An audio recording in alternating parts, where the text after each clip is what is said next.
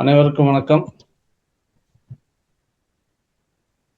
Star அகாடமியுடைய இந்த வாராந்திர ஜோதிட சிறப்புரைக்கு வந்திருக்கின்ற உங்கள் அனைவரையும் ஸ்டார் அகாடமியின் சார்பில் அன்போடும் மகிழ்ச்சிகரமாகவும் வருக வருக என்று வரவேற்கிறேன்.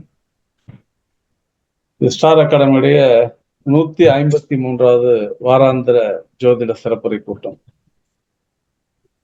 இறைவனுடைய அனுகிரகத்தால் தங்குத்தடை ஏதுமின்றி இறைவனுடைய விருப்பத்தின் பேரில் இது நடப்பதனால்தான் அன்னை வடிவுடை மாணிக்கம் இந்த விஷயத்தை படிப்படியாக நகர்த்தி கொண்டு வந்து கொண்டிருக்கிறார். இதுதான் பூரணமான உண்மை. இது நம்முடைய காரியம் என்று இதில் எதுவுமே இல்லை.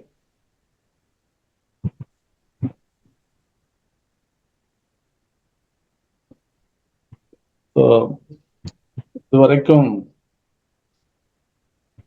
153 செஷன் நடந்திருக்கு அப்படின்னா, என்னை பொறுத்தவரை இது தனிப்பட்ட முறையில் தினம் தினம் ஒரு பிரசவம் மாதிரிதான். ஒவ்வொரு வாரமும் ஒரு பிரசவம் மாதிரிதான். பட் இது ஒரு ஆனந்தமான அனுபவம். ஜோதிட விஷயத்தை மக்களுக்கு எந்தவித பாராபட்சமும் இல்லாமல் அனைத்து தரப்பு மக்களுக்கும் இதை கொண்டு செல்ல வேண்டும் என்கிற நோக்கத்தில் நடக்கிறது என்கிற அளவில் நான் உள்ளபடியே இதுல மட்டற்ற மகிழ்ச்சி அடைகிறேன்.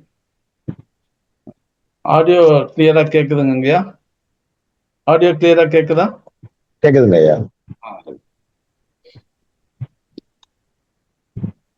இது இதே போன்று அல்லது இன்னிலும் இதை காட்டிலும் சிறப்பாக இந்த ஸ்டார் அகாடமி மேலும் மேலும் தன்னுடைய பணிகளை முன்னெடுத்து செல்ல வேண்டும் என்றும் விரும்புகிறோம். ஸோ ஸ்டார் அகாடமிக்கு என்று தனியாக ஒரு அலுவலகம் துவக்கப்பட வேண்டும் என்கின்ற ஒரு நீண்ட நாளைய விருப்பம் அன்னையின் அருட்கடாட்சத்தால் கடந்த மார்ச் 10ஆம் தேதி பூர்த்தியானது. அதிலும் ஒரு படி மேலாக போய், ஏன்னா நேர்முக வகுப்புகள் அப்படின்னு நடக்கும்போது பல பேர் ஆன்லைன்ல இருந்தா நல்லா இருக்குமே, வெளியூர்ல தான் நாங்க கலந்துக்க முடியாம போகுது, ஆன்லைன்ல இருந்தா நல்லா இருக்கும் அப்படின்னு. ஆன்லைன் வகுப்புகள் போடும்போது ஆன்லைன் வகுப்பு நேர்முக வகுப்பு மாதிரி வர்றதில்லைங்கய்யா.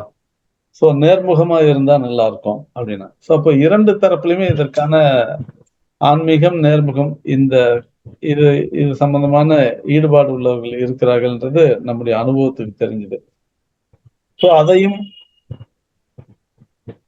நான் வணங்கி வருகின்ற, என்னை அணுவாக வழிநடத்தி வருகின்ற அன்னை வடிவடை மாணிக்கத்திடம் பிரார்த்தனையாக வைத்தோம். இன்றைக்கு அந்த விஷயத்தையும் காரிய சாத்தியமாக்கி இருக்கிறார். ஆன்லைனில் வகுப்பு நடக்கும் அதே சந்தர்ப்பத்தில் நேர்முக வகுப்பும் நடக்கக்கூடிய அளவில் இன்றைக்கு ஸ்டார் அகாடமியுடைய அலுவலகத்தில் மருத்துவ ஜோதிடம் அடிப்படை நிலை நேர்முகமாகவும் ஆன்லைன்லையும் இப்போது நடந்து கொண்டிருக்கிறது. சற்று முன் அந்த வகுப்பை மதிப்பிற்குரிய திரு மருத்துவ ஜோதிட பேராசான் திரு ஆர் ஸ்ரீனிவாசன் அவர்கள் அந்த வகுப்பை நடத்தி கொண்டிருக்கிறார். அந்த வகுப்பை துவக்கி வைத்து விட்டு தான் இந்த செஷனுக்கு வந்திருக்கேன். ஸோ இது ஒரு ஆனந்தமான விஷயம். இறைவன் நினைத்தால் ஒரு ஆக்கப்பூர்வமான காரியம் என்றால், இறைவனிடம் மன்றாடினால், இறைவனிடம் பிரார்த்தனை வைத்தால் அது நடக்கும் என்பதில் எல்லளவும் சந்தேகம் இல்லை. ஆனால் இந்த பிரார்த்தனை வைக்கும் போது நம்முடைய மனோநிலை எந்த விதத்தில் இருக்க வேண்டும் என்று சொன்னார், ராஜசம், தாமசம், சாத்வீகம், இந்த மூன்று நிலைகளும் மனிதனுடைய குணாதிசயங்கள் உண்டு. சோ ராஜசமான மனோநிலைகளும் உள்ள மனிதர்களும் இருக்கிறார்கள், சாத்வீகமான மனோநிலை உள்ள மனிதர்கள் இருக்கிறார்கள், தாமசமான மனோநிலைகள் உள்ள மனிதர்கள் இருக்கிறார்கள். ஒரு சராசரி மனிதர் ராஜசமாக இருந்து கொள்ளலாம், தாமசமாக இருந்து கொள்ளலாம். ஆனால் ஒரு ஜோதிடர்களுக்கான கடமை என்று நாம் எடுத்துக்கொள்ளும் பொழுது மக்கள் நம்மை நம்பி அவர்களுடைய எதிர்காலம் குறித்து அல்லது உத்தியோகம் குறித்து, படிப்பு குறித்து அல்லது திருமண வாழ்க்கை குறித்து திட்டமிடுவதற்காக நம்மை அணுகி வருகிறார்கள். அப்படியானால் நாம் அவர்களுக்கெல்லாம் வழிகாட்டக்கூடிய ஒரு தெய்வஜன் என்கின்ற நிலையில் ஜோதிடர்கள் சொல்லப்படுகிறார்கள் என்றால், நாம் நிச்சயமாக ராஜசமான மனோநிலையிலிருந்து ஒரு விஷயத்தை சொன்னால், ஒன்று அது பலிதமாக இருக்க வாய்ப்பு இல்லை.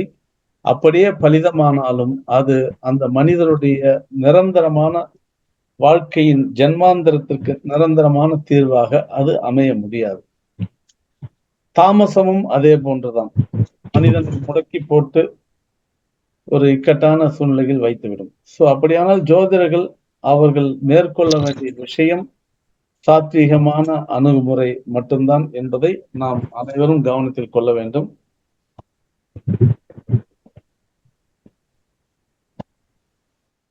அந்த வகையில இறைவனுடைய அனுகிரகத்தால் நமக்கு இந்த 153வது செஷன் நடந்துட்டு இருக்கு. இன்றைய செஷனுக்கு நம்முடைய சிறப்பு விருந்தினராக வந்திருக்கக்கூடியவர் அன்பிற்குரிய சகோதரர் திரு சிவமகாதேவ் ஐயா அவர்கள்.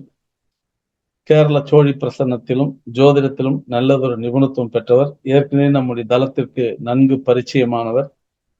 பிரசன்னத்தை பற்றியும் திருமண பொருத்தம் பற்றியும் நம்முடைய ஸ்டார் அகாடமியில் சிறப்புரை நிகழ்த்தியிருக்கின்றார். அந்த வகையில் அவரை மீண்டும் அறிமுகம் என்ற பெயரால் நீண்ட நேரம் நாம் கடத்தவில்லை. சென்னையில், குறிப்பாக தமிழ்நாட்டில் பிரசன்னம் என்று சொன்னால் இன்றைக்கு பிரபலமாக இருக்கக்கூடியவர்கள் நம்முடைய மதிப்பிற்குரிய சிவமகாதேவ் ஐயா அவர்களும் ஒருவர். அவர் பல பணிகளுக்கு மத்தியில் நம்முடைய ஸ்டார் அகாடமியினுடைய வேண்டுகோளை ஏற்று ஸ்டார் அகாடமியில் இன்றைக்கு தாம்பூலம் மூலம் தற்கால பிரசனம் என்கின்ற இந்த தலைப்பில் இன்றைக்கு சிறப்புரையாற்ற வந்திருக்கிறார். பிரசனமும் ஜோதிடத்தின் ஒரு முறைதான் என்பதற்கு நாம் பல நிகழ்வுகள் நடத்தியிருக்கிறோம். ஆரம்பத்தில் நாடி ஜோதிடம், பிரசன முறைகள் இது சம்பந்தமாக காலம் சென்ற வி ராமன் ஐயா ஆரம்பத்தில் அதில் உடன்படாவிட்டாலும் பின்னர் அவர் இந்த பிரசன முறை குறித்தும் அவருடைய நூலில் துவக்கத்திலேயே இந்த பிரசன முறை குறித்தும் நாடி ஜோதிட முறைகள் குறித்தும் சிலாகித்து எழுதியிருக்கிறார். அந்த வகையில் இந்த பிரசன முறை ஜோதிடத்தில் ஒரு பிரிக்க முடியாத, ஒரு தவிர்க்க முடியாத ஒரு அங்கம் என்பதை நாம் உணர்ந்து கொள்ள வேண்டும். அந்த வகையில் இன்றைக்கு ஸ்டார் அகாடமியுடைய இந்த வாராந்திர ஜோதிட சிறப்புரை கூட்டத்தில் இன்றைக்கு சிறப்புரை நிகழ்த்த வந்திருக்கின்ற மதிப்பிற்குரிய திரு சிவமகாதேவ் ஐயா அவர்களை தளத்தில் வந்து நிகழ்ச்சியை நடத்தி தருமாறு அன்போடு வேண்டி கேட்டுக்கொள்கிறேன். ஐயா, நீங்க மியூட்ல இருக்கீங்கய்யா, மியூட் அன்மியூட் பண்ணிடுங்க. ஒரே நிமிஷம், ஒரு நிமிஷங்கய்யா.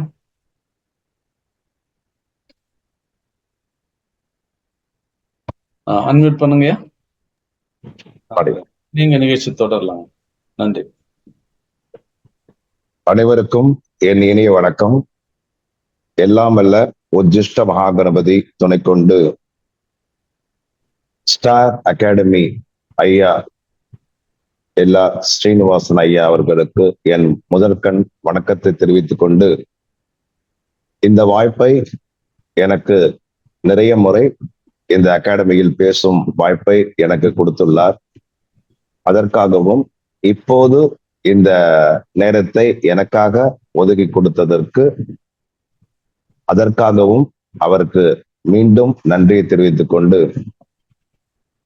இந்த ஸ்டார் அகாடமியில் இன்று வருகை புரிந்திருக்கும் ஜோதிட ஜாம்பவான்கள் அனைவருக்கும் என் மனதார நன்றியை தெரிவித்துக் கொள்கிறேன்.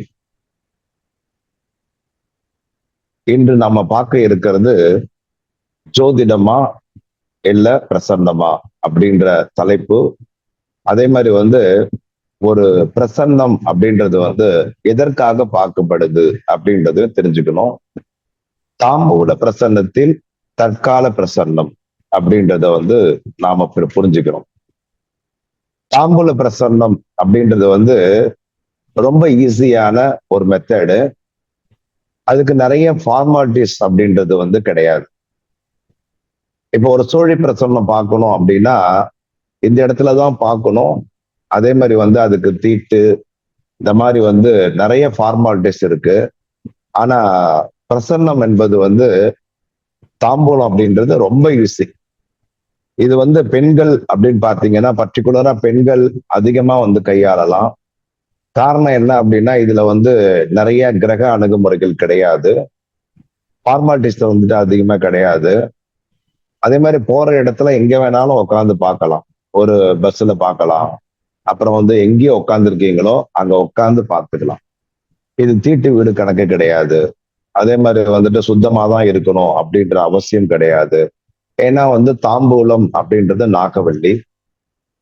அந்த நாகவல்லி அப்படின்றது வந்து நமக்கு வந்து எந்த விதமான ஒரு இடையூறுமே கொடுக்காது அப்படின்றத தெரிஞ்சுக்கணும். இது வந்து ஆண்களும் படிக்கலாம், பெண்களும் படிக்கலாம். இது வந்து ஈஸி மெத்தட் அப்படின்னு சொல்லலாம். ஒரு ஜாதகமே இல்லைன்னாலும் தாம்பூலத்தை வச்சு நம்ம வந்து 12 கட்டத்தினுடைய பாவத்தையும் நம்ம வந்து சொல்லிடலாம். அப்படி இருக்கக்கூடிய இந்த ஒரு தாம்பூல பிரசன்னமாகப்பட்டது இன்னைக்கு ஸ்டார் அகாடமியில வந்து உங்களுக்காக சொல்றதுல நான் ரொம்ப பெருமைப்படுறேன். இப்ப வந்து தாம்பூல பிரசன்னம் அப்படின்றது நிறைய பேர் நிறைய இடத்துல சொல்லி கொடுத்துட்டு தான் இருக்காங்க.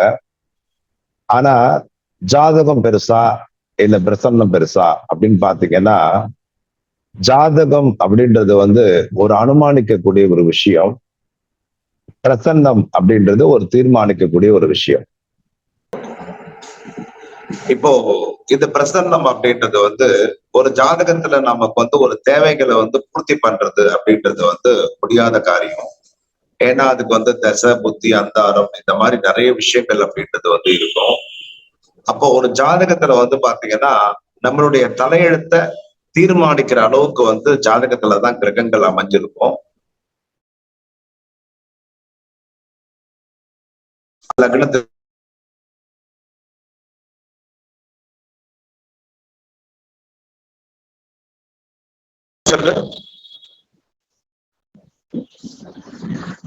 லக்னத்திலிருந்து நமக்கு வந்து என்னக்கா வந்து 12 கட்டங்கள் அப்படின்றது வந்து நமக்கு வந்து தீர்மானிக்கக்கூடிய ஒரு விஷயமா இருக்கிறதுனால நமக்கு எப்பவுமே வந்து ஜாதகத்தை விட பிரசன்னம் தான் நமக்கு ரொம்ப பெருசு அப்படின்றத எடுத்துக்கணும். இப்ப தற்கால பிரசன்னம் அப்படின்றது வந்து என்ன அப்படின்னு பாத்தீங்க அப்படின்னா, இப்ப நம்ம வந்து ஒரு இடத்திற்கு வந்து போறோம் அப்படின்னாக்கா வந்து நம்ம வந்து ஒரு ஜாதகத்தை பார்த்து தீர்மானிக்க முடியாது. அதே மாதிரி வந்து நேர பிரசன்னம்னு இருக்கு. அதே மாதிரி வந்து பாத்தீங்க அப்படின்னா வந்து ஹோரா பிரசன்னம்னு இருக்கு. அப்புறம் நம்மளுடைய ஜாதகத்தினுடைய லக்னம்ன்ற அந்த ஒரு அமைப்புகள் இருக்கு. ஆனா எதை பார்த்து நம்ம வந்து தெரிஞ்சுக்கிட்டு போகலாம் அப்படின்னு பாத்தீங்கன்னா, இந்த வெற்றிலை பிரசன்னத்தின் மூலியமா நாம போய் அதுக்கு வந்து ஒரு தீர்வான பதில வந்துட்டு நம்ம தெரிஞ்சுக்கிட்டு போனோம் அப்படின்னா அது ரொம்ப நல்லது அப்படின்றத வந்து எடுத்துக்கணும். இப்போ இந்த வெற்றிலை பிரசன்னம் அப்படின்றத எப்படி பார்க்கணும் அப்படின்றதையும் அதனுடைய ரூல்ஸ் அண்ட் ரெகுலேஷனை வந்துட்டு நம்ம வந்து எப்படி கடைபிடிக்கணும் அப்படின்றதையும் இப்ப நான் உங்ககிட்ட சொல்றேன். வெற்றிலை அப்படின்றது வந்து உங்க ஊர்ல எவ்வளவு வெத்தலை கொடுக்குறாங்கன்றத பாருங்க. ஒரு குறைஞ்சபட்சம் ஒரு 20 இருந்து 25 வெத்தலைக்குள்ள கண்டிப்பா இருக்கணும். அது வந்து என்னக்கா வந்து ஒரு 20 ரூபாய்க்கு வாங்குறீங்களா இல்ல 25 ரூபாய்க்கு வாங்குறதா அப்படின்றத வந்து பாத்துக்கணும். அப்ப 20 to 25க்குள்ள நீங்க வந்து வாங்குறீங்க அப்படின்னா அந்த வெத்தலை கிழிஞ்சிருக்கா, ஓட்டையா இருக்கா, இல்ல வந்து ஒரு மாதிரி நமத்து போயிருக்கா, இந்த மாதிரி எதையுமே பார்க்க கூடாது. கடைக்காரங்கிட்ட போயிட்டு வந்து நல்ல வெத்தலையா கொடுங்கன்னு சொல்லிட்டு நீங்களும் பொறுக்கி எடுக்க கூடாது. அதே மாதிரி அவங்க கிட்டயும் வந்துட்டாக்கா நீங்க கேட்டு நல்ல வெத்தலையா கொடுங்கன்னு கேட்க கூடாது. அதே மாதிரி என்ன பார்த்து கொடுங்க அப்படின்னு கேட்க கூடாது. ஏன்னா பார்த்துல ஒரு விஷயம் நமக்கு தெரியும், வெத்தலையில ஒரு விஷயம் தெரியும். அப்போ நமக்கு வந்துட்டு ஒரு வெத்தலை அப்படின்றது வந்து நமக்கு வந்துட்டு இருக்கு அப்படின்னா அந்த வெத்தலை வந்து அப்படியே வாங்கிட்டு வர சொல்லிட்டு அவங்கள என்ன பண்ணணும், எல்லா வெத்தலையுமே என்ன சொல்லிட்டு அது வந்து எத்தனை வெத்தலை வந்திருக்கு அப்படின்றத நாம வந்து தெரிஞ்சுக்கணும். அப்போ எத்தனை வெத்தலை வந்திருக்கோ எல்லா வெத்தலையுமே எண்ணிட்டு அதை வந்து 10ஆல பெருக்கணும் அப்படின்றத தெரிஞ்சுக்கணும். அந்த 10ஆல பெருக்கிட்டு அது கூட 1 சேர்க்கணும் அப்படின்றதையும் நாம மறந்துடக்கூடாது. அப்போ அந்த 1 சேர்த்துட்டு அதை வந்து 7ஆல வகுக்கணும். 7ஆல வகுத்து மீதின்னு ஒண்ணு வரும், அதுக்கப்புறம் ஈவுன்னு ஒண்ணு வரும். அந்த ஈவு எடுக்கக்கூடாது, மீதி தான் எடுக்கணும் அப்படின்றத ஞாபகம் வச்சுக்கணும். அந்த மீதி எவ்வளவு இருக்கோ அதுதான் நம்மளுடைய கணக்கு. அப்போ வாரத்தை நம்ம வந்து கணக்கு பண்ணி வச்சுக்கணும். ஞாயிறு 1, திங்கள் 2, செவ்வாய் 3, புதன் 4, வியாழன் 5, சுக்கிரன் 6, சனி 7, 0ன்னு வரும், அதுவும் சனிதான் அப்படின்றத எடுத்துக்கங்க. இதற்கு மேல எதுனா ஒரு நம்பர் வருமா அப்படின்னு கேட்டா கிடையாது. அப்போ நம்மளுடைய வாராந்திர கணக்கு தான் நம்மளுடைய கிரகத்தினுடைய கணக்கு அப்படின்றத வந்து நாம வந்து புரிஞ்சுக்கணும். அப்போ இந்த நமக்கு வந்து இப்போ இதனுடைய ஆப் சில பேருக்கு வந்து பாத்தீங்கன்னா உங்களுக்கு வந்து கணக்கு தெரியும். கணக்கு தெரிஞ்சதுன்னா ஈவு கணக்கு நீங்க ஈஸியா போட்டுடலாம். அப்படி தெரியாத இருக்கிற பட்சத்துல நமக்கு வந்து கால்குலேட்டர்ல வந்து கிடைக்குமான்னு கேட்டா கிடைக்காது. இதுக்கு வந்து ஸ்ரீஹரி ஆப், அதுக்கப்புறம் வந்து வேற எதனாவது வந்து இப்போ இது விஷன் அந்த மாதிரி வந்துட்டு இருக்கக்கூடிய ஆஸ்ட்ரோ விஷன் அந்த மாதிரி ஆப்ல எல்லாம் வந்து பாத்தீங்கன்னா இருக்கும். அந்த மாதிரி கால்குலேட்டர்ல வந்துட்டு நீங்க என்ன பண்ணுங்க, அதை வந்து எடுத்து அந்த ஈவு கணக்கு கரெக்டா நீங்க தெரிஞ்சுக்கணும். இப்போ ஒருத்தவங்க வந்து எடுத்துட்டு வராங்க வெத்தலை அப்படின்னா அவங்க வந்து எல்லா வெத்தலையும் எண்ணுறாங்க. எண்ணி முடிச்சிட்ட உடனே அதை 10ஆல பெருக்குறீங்க, 1 சேர்க்கிறீங்க, 7ஆல வகுக்கிறீங்க, அதை மீதி எடுக்கிறீங்க. அதுல வந்து என்ன கிரகம் வருதோ அதுதான் லக்னம். அப்ப நம்ம என்ன பண்ணணும் அப்படின்னா ஒரு A4 ஷீட்ல நம்ம என்ன பண்ணணும், இன்றைய கோச்சார நிலையை நாம வந்து போடணும் அப்படின்றத தெரிஞ்சுக்கணும். அப்போ நமக்கு வந்துட்டு என்ன, கோச்சார நிலைகளை போட்டுட்டு உதயாருட லக்னம் அப்படின்றது வந்து இருக்கும். அந்த உதயாருட லக்னம் அப்படின்றது எப்படி எடுக்கணும், பிரசன்னாருட லக்னம் எப்படி எடுக்கணும்ன்றத தெரிஞ்சுக்கணும். அப்போ ஒரு வெற்றிலை பிரசன்னத்துல வந்து நமக்கு வந்து உதயாருட லக்னத்தை எடுக்கக்கூடாது, பிரசன்னாருட லக்னத்தை மட்டுமே எடுக்கணும் அப்படின்றத வந்து தெரிஞ்சுக்க. அடுத்தது வந்து ஒரு தாம்பூலம் எடுக்கும் முறை அப்படின்னா, இப்ப எல்லா வெத்தலையும் வாங்கிட்டு வந்துட்டு அவங்கள்ட்ட நம்ம கொடுத்துட்டு அந்த வெத்தலைய ஷஃபிள் பண்ண சொல்லணும். அதாவது வந்து 1க்கு மேல அடுக்க சொல்லணும். அடுக்கிட்டு அதுல இருந்து ஒரு 12 வெத்தலைய நாம என்ன பண்ணணும், எங்கிட்ட எடுத்து கொடுங்க அப்படின்றத வந்து சொல்லணும். அப்போ காலம்பரில இருந்து 6 மணில இருந்து மத்தியானம் 1 மணிக்குள்ள வந்தா சுண்ணாம்பு தடவாத இடத்துல இருந்து நாம வந்து கவுண்ட் பண்ணணும். 1, 2, 3, 4 கவுண்ட் பண்ணணும். இதுவே மத்தியானத்துக்கு மேல மறுநாள் காலம்பர இருக்கிற வரையும் என்ன பண்ணணும் அப்படின்னா சுண்ணாம்பு தடவுற இடத்துல நாம வந்து எண்ணணும் அப்படின்றத மைண்ட்ல வச்சுக்கணும். இப்ப 12 வெத்தலை எடுத்து கொடுக்குறாங்க இல்லையா, அதுல கூட நல்ல வெத்தலையா நீங்க எடுக்கன்னு சொல்லக்கூடாது. அதுலயும் டேமேஜா இருக்கும், கிழிஞ்சு இருக்கும், ஓட்டையா இருக்கும், நஞ்சு போயிருக்கும், எப்படி வேணாலும் இருக்கட்டும். ஆக மொத்தத்துல 12 வெத்தலை எனக்கு எடுத்து கொடுங்க, நல்ல வெத்தலையா எடுத்து கொடுக்க கூடாது அப்படின்னு சொல்லிட்டு அவங்களை எடுத்து வந்து கொடுக்கணும் அப்படின்றத வந்து தெரிஞ்சுக்கணும். அடுத்தது வந்து கோச்சாரம் அமைக்கும் முறை அப்படின்னா, இன்னையோடைய டேட்டு, என்னுடைய மாதம், என்னுடைய வருடம், என்னுடைய நேரம், எப்ப நீங்க பிரசன்னம் பாக்குறீங்களோ அந்த நேரத்தை கரெக்டா வந்துட்டு எக்ஸாக்டா வந்து நம்ம குறிச்சு வச்சுக்கிட்டு ஊருக்கு தகுந்த மாதிரி நட்சத்திரம், ஊருக்கு தகுந்த மாதிரி லக்னம் மாறும், ஊருக்கு தகுந்த மாதிரி வந்து பாதங்களும் மாறும், ஊருக்கு தகுந்த மாதிரி வந்து டிகிரி அப்படின்றது கண்டிப்பா மாறும். அப்ப நீங்க என்ன ஊர்ல பிரசங்கம் பாக்குறீங்களோ அந்த ஊரினுடைய டிகிரி அப்படின்றது இருக்கு.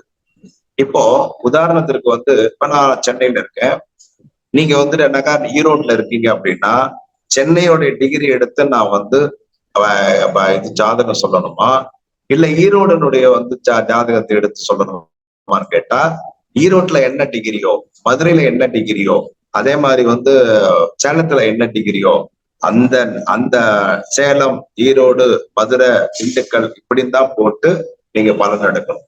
இதுவே out of city, out of ஃபுல்லா வந்து வெளிநாடு அப்படின்னா அந்த வெளிநாட்டுல வந்து என்ன ஊரு, அதனுடைய பேர் என்ன அப்படின்றத பார்த்து அங்க இருக்கிறது தான் முக்கியமே தவிர ஜோதிடர் எந்த இடத்துல இருக்காரோ அவருடைய ஊரு முக்கியம் அல்ல அப்படின்றத மைண்ட்ல வச்சுக்கணும். ஓகேங்களா? அடுத்தபடியா வந்துட்டு 12 வெற்றிலை அப்படின்றது எடுக்கிறீங்க இல்லையா? 12 வெத்தலை அப்படின்றது பார்க்கும்போது 1வது வெத்தலை அப்படின்றது வந்து நம்ம பார்க்கிறோம். இப்போ வந்து என்னக்கா வந்து இந்த பக்கம் A4 ஷீட்டை கையில வச்சுக்கிறீங்க, இந்த பக்கம் பாத்தீங்கன்னா வெத்தலையை வந்து கையில வச்சுக்கிறீங்க. வெத்தலையை வச்சுட்டு முதல் வெத்தலையை வந்து எடுக்கிறீங்க. அந்த முதல் வெத்தலை எடுத்துட்டு அந்த வெத்தலை வந்து ஓட்டையா இருக்கான்னு பாருங்க, நெஞ்சு போயிருக்கான்னு பாருங்க. அந்த வெத்தலை வந்து முறம் மாதிரி பெருசா இருந்ததுன்னா நல்லா வந்துட்டு எப்படி இருக்கு, அதாவது முறம் மாதிரி வந்து வெறப்பா இருந்ததுன்னா ஜாதகர் ரொம்ப வெறப்பானவர்னு அர்த்தம். முதல் வெத்தலை ரொம்ப அழகா ரொம்ப சாஃப்ட்னஸா இருக்கு, இப்படி தட்டினா அது வந்து நல்லா இருக்கு அப்படின்னா அந்த மாதிரி இருக்கு அப்படின்னு வச்சு பாத்தீங்கன்னா அந்த வெத்தலை வந்துட்டு பாத்தீங்கன்னா ரொம்ப சாஃப்டா இருந்தாரு அவரு அப்படின்றத எடுத்துக்கணும். அப்போ அந்த முதல் வெத்தலை அப்படின்றது வந்து நமக்கு வந்து சின்னதா இருக்கக்கூடாது, அதே மாதிரி வந்துட்டனாக்கா வந்து ஓட்டையா இருக்கக்கூடாது, கீழ்சலா இருக்கக்கூடாது, நஞ்சு போயிருக்க கூடாது, பாசி படிஞ்சிருக்க கூடாது அப்படின்றத எடுத்துக்கணும். அப்ப முதல் வெத்தலை என்னவோ அந்த முதல் வெத்தலையினுடைய கணக்கு தான் அந்த ஜாதகர் அப்படின்றத நாம வந்து மறந்துடக்கூடாது. நம்பர் 1. இரண்டாவது பாத்தீங்கன்னா இந்த முதல் வெத்தலையை பார்த்துட்டீங்களா? முதல் வெத்தலை தான் லக்னம். அப்ப இந்த முதல் வெத்தலை லக்னம்னும் போது இப்ப நாம வந்து இப்ப உதாரணத்துக்கு வந்து ஒரு நம்பரை வந்து சொல்லிட்டாங்கன்னு வச்சுக்கோங்க, ஒரு 25 வெத்தலை வந்திருக்கு. அந்த 25 வெத்தலை அப்படின்னு பார்க்கும்போது அந்த 25 வந்து நாம வந்துனாக்கா வந்து ஈவு கணக்கு போட்டு எடுக்கிறோம் அப்படின்னா அது என்ன கிரகம் வருதோ அந்த கிரகத்திற்கு உண்டான ஒரு அமைப்பை தான் நம்ம வந்துட்டு பண்ணணும். அப்போ 1 வந்தா சூரியன், 2 வந்தா சந்திரன், 3 வந்தா செவ்வாய், 4 வந்தா புதன், 5 வந்தா குரு, 6 வந்தா சுக்கிரன், 7 வந்தா சனி, 0 வந்தாலும் சனி அப்படின்றத வந்து மைண்ட்ல வச்சுக்கணும். அப்போ உதாரணத்துக்கு ஒரு 5 வருதுன்னு வச்சுக்க, மீதி 5 வருது அப்படின்னா கோச்சாரத்துல குரு எங்க இருக்காரோ அதுதான் லக்னம். உதாரணத்துக்கு 4 வந்துருச்சு, புதன் எங்க இருக்கிறாரோ அதுதான் லக்னம். உதாரணத்துக்கு 3 வந்துருச்சு, செவ்வாய் எந்த இடத்துல இருக்காரோ அதுதான் லக்னம். அப்படின்றத வச்சுக்கிட்டு அந்த லக்னத்து பிரகாரம் நம்ம வந்து 12 கட்டத்துக்கு உண்டான பலனை வந்து நாம சொல்லணும் அப்படின்றத எடுத்துக்கணும். சரி, இப்போ வந்து ஒரு 12 வெத்தலை எடுத்துக்கிட்டீங்கன்னு வச்சுக்கிறேன். அந்த 12 வெத்தலையை வந்துட்டு வச்சு 12 பாவத்திற்குமே நாம வந்து பலன் சொல்லணும் அப்படின்றத எடுத்துக்கணும். இது ஜாதகமே இல்லாதவர்களுக்கு 12 கட்டத்தை வச்சும் 12 பாவத்தை வந்து சொல்லிட்டா அவங்களுக்கு சரியா இருக்குமான்னு கேட்டா 100% சரியா இருக்கும் அப்படின்றத தெரிஞ்சுக்கணும். அடுத்தபடியா வந்து பாத்தீங்க அப்படின்னா ஒரு ஜாதகம் இல்லாதவர்களுக்கு ரொம்ப கஷ்டப்படுறாங்க. கையை கொண்டு வந்து நீட்டுவாங்க, இல்லைன்னா பேர் ராசி பாருன்னுவாங்க. கை கொண்டு நீட்டினாலும் நமக்கு சரியான பலன் வராது, பேர் ராசிக்கு பார்த்தாலும் சரியான பலன் வராது. அப்ப என்ன பண்ணணும் அப்படின்னா வெத்தலைய வாங்கிட்டு வர சொல்லி ஈஸியா பலன் பார்த்துடலாம் அப்படின்றத தெரிஞ்சுக்கணும். இப்ப 1வது வெத்தலை பாக்குறீங்களா? அந்த 1வது வெத்தலை பாக்குறீங்கன்னா அந்த 1வது வெத்தலையினுடைய லக்னம் யாரு, லக்னத்துல எந்த கிரகம் உட்கார்ந்துருந்தா அதுதான் லக்னம். அப்ப அந்த கிரகம் வந்து எப்படி இருக்கு, அது நீச்சமாயிருக்கா, உச்சமாயிருக்கா, மறைஞ்சிருக்கா, பாதகஸ்தானத்துல இருக்கா, யாருடைய காம்பினேஷன்ல அது உட்கார்ந்து இருக்குது, யாருடைய பார்வையில லக்னாதிபதி உட்கார்ந்து இருக்குது அப்படின்றத வந்து தெரிஞ்சுக்கணும். எல்லா பிரச்சனத்திலுமே வந்து பாத்தீங்கன்னா லக்னம் ஒண்ணா இருக்கும், கிரகம் வேற எங்கேயோ இருக்கும். ஆனா வெற்றிலை பிரச்சனத்தை பொறுத்தவரையும் கிரகம் என்னவோ அதுதான் லக்னம், மாறாது. இது மட்டும் மைண்ட்ல வச்சுக்கணும் நீங்க. அப்போ எந்த கிரகம் இப்ப வந்து குரு அந்த இடத்துல உட்காந்துன்னா அதுதான் லக்னம். குரு லக்னம் ஒரு இடத்துல உட்காந்து அப்புறம் குரு எங்கேயோ உட்காந்துருக்காரு அப்படின்லாம் கணக்கு கிடையாது. வெத்தலை பிரச்சனம் டிஃபரெண்ட் வேற. இதுவே சோழி பிரச்சனமா தான் மாறும். ஓகேங்களா? நம்ம சோழி உருட்டி போடுறோம், அந்த சோழி எந்த இடத்துல வருதோ அது ஒரு லக்னம். அந்த லக்னத்திற்கு வந்துட்டு அதிபதி எங்க வேணாலும் உட்காருவார், ஜாதகம் மாதிரி அது. ஆனா வெற்றிலை பிரசன்னம் துல்லியம், அதை மட்டும் மைண்ட்ல வச்சு. அப்போ இந்த 1வது பாவம் எடுக்கிறீங்கன்னா அந்த 1ஆம் பாவத்தினுடைய இப்ப வெற்றிலை அப்படின்றது ஒரு 50% உங்களுக்கு வந்து சொல்லிடும். 1வது வெற்றிலை டேமேஜா இருந்ததுன்னா அவனோட கேரக்டர், அவன் யாரு, அவன் எப்படிப்பட்டவன் அப்படின்றத ஃபுல்லா தெரிஞ்சிடும். ஓகேங்களா? அது அப்படிப்பட்ட ஒரு விஷயம். அடுத்ததா பாத்தீங்க அப்படின்னா, இந்த 2வது வெத்தலை அப்படின்னு பார்க்கும்போது, முதல் வெத்தலையை விட 2வது வெத்தலை அப்படின்றது நல்லா இருந்துச்சு அப்படின்னு சொன்னா, தகுதிக்கு மீறி சம்பாதிப்பான், தகுதிக்கு மீறி அவன் குடும்பத்தை பார்த்துப்பான், தகுதிக்கு மீறி அவன் வாக்கு கொடுப்பான். ஓகேங்களா? சப்போஸ் முதல் வெத்தலையை விட அவனுக்கு என்னக்கா 2வது வெத்தலை நல்லா இல்லை, ரொம்ப டேமேஜா இருக்கு அப்படின்னா, அவனுக்கு பணத்துக்கு கஷ்டப்படுவான், அவன் குடும்பத்தை ஓட்டுறதுக்கு கஷ்டப்படுவான். அதே மாதிரி அவனுக்கு ஒருத்தர்கிட்ட ஒரு வாக்கு கொடுத்துட்டான்னா அதை காப்பாத்துறதுக்குள்ள அவனுக்கு வேர்த்து விருவத்து போயிடும்.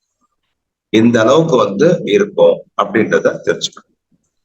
அடுத்தபடியா பாத்தீங்கன்னா, எல்லாமே 1வது வெத்தலையை கம்பேர் பண்ணிக்கிட்டே வரும், மறந்துடக்கூடாது.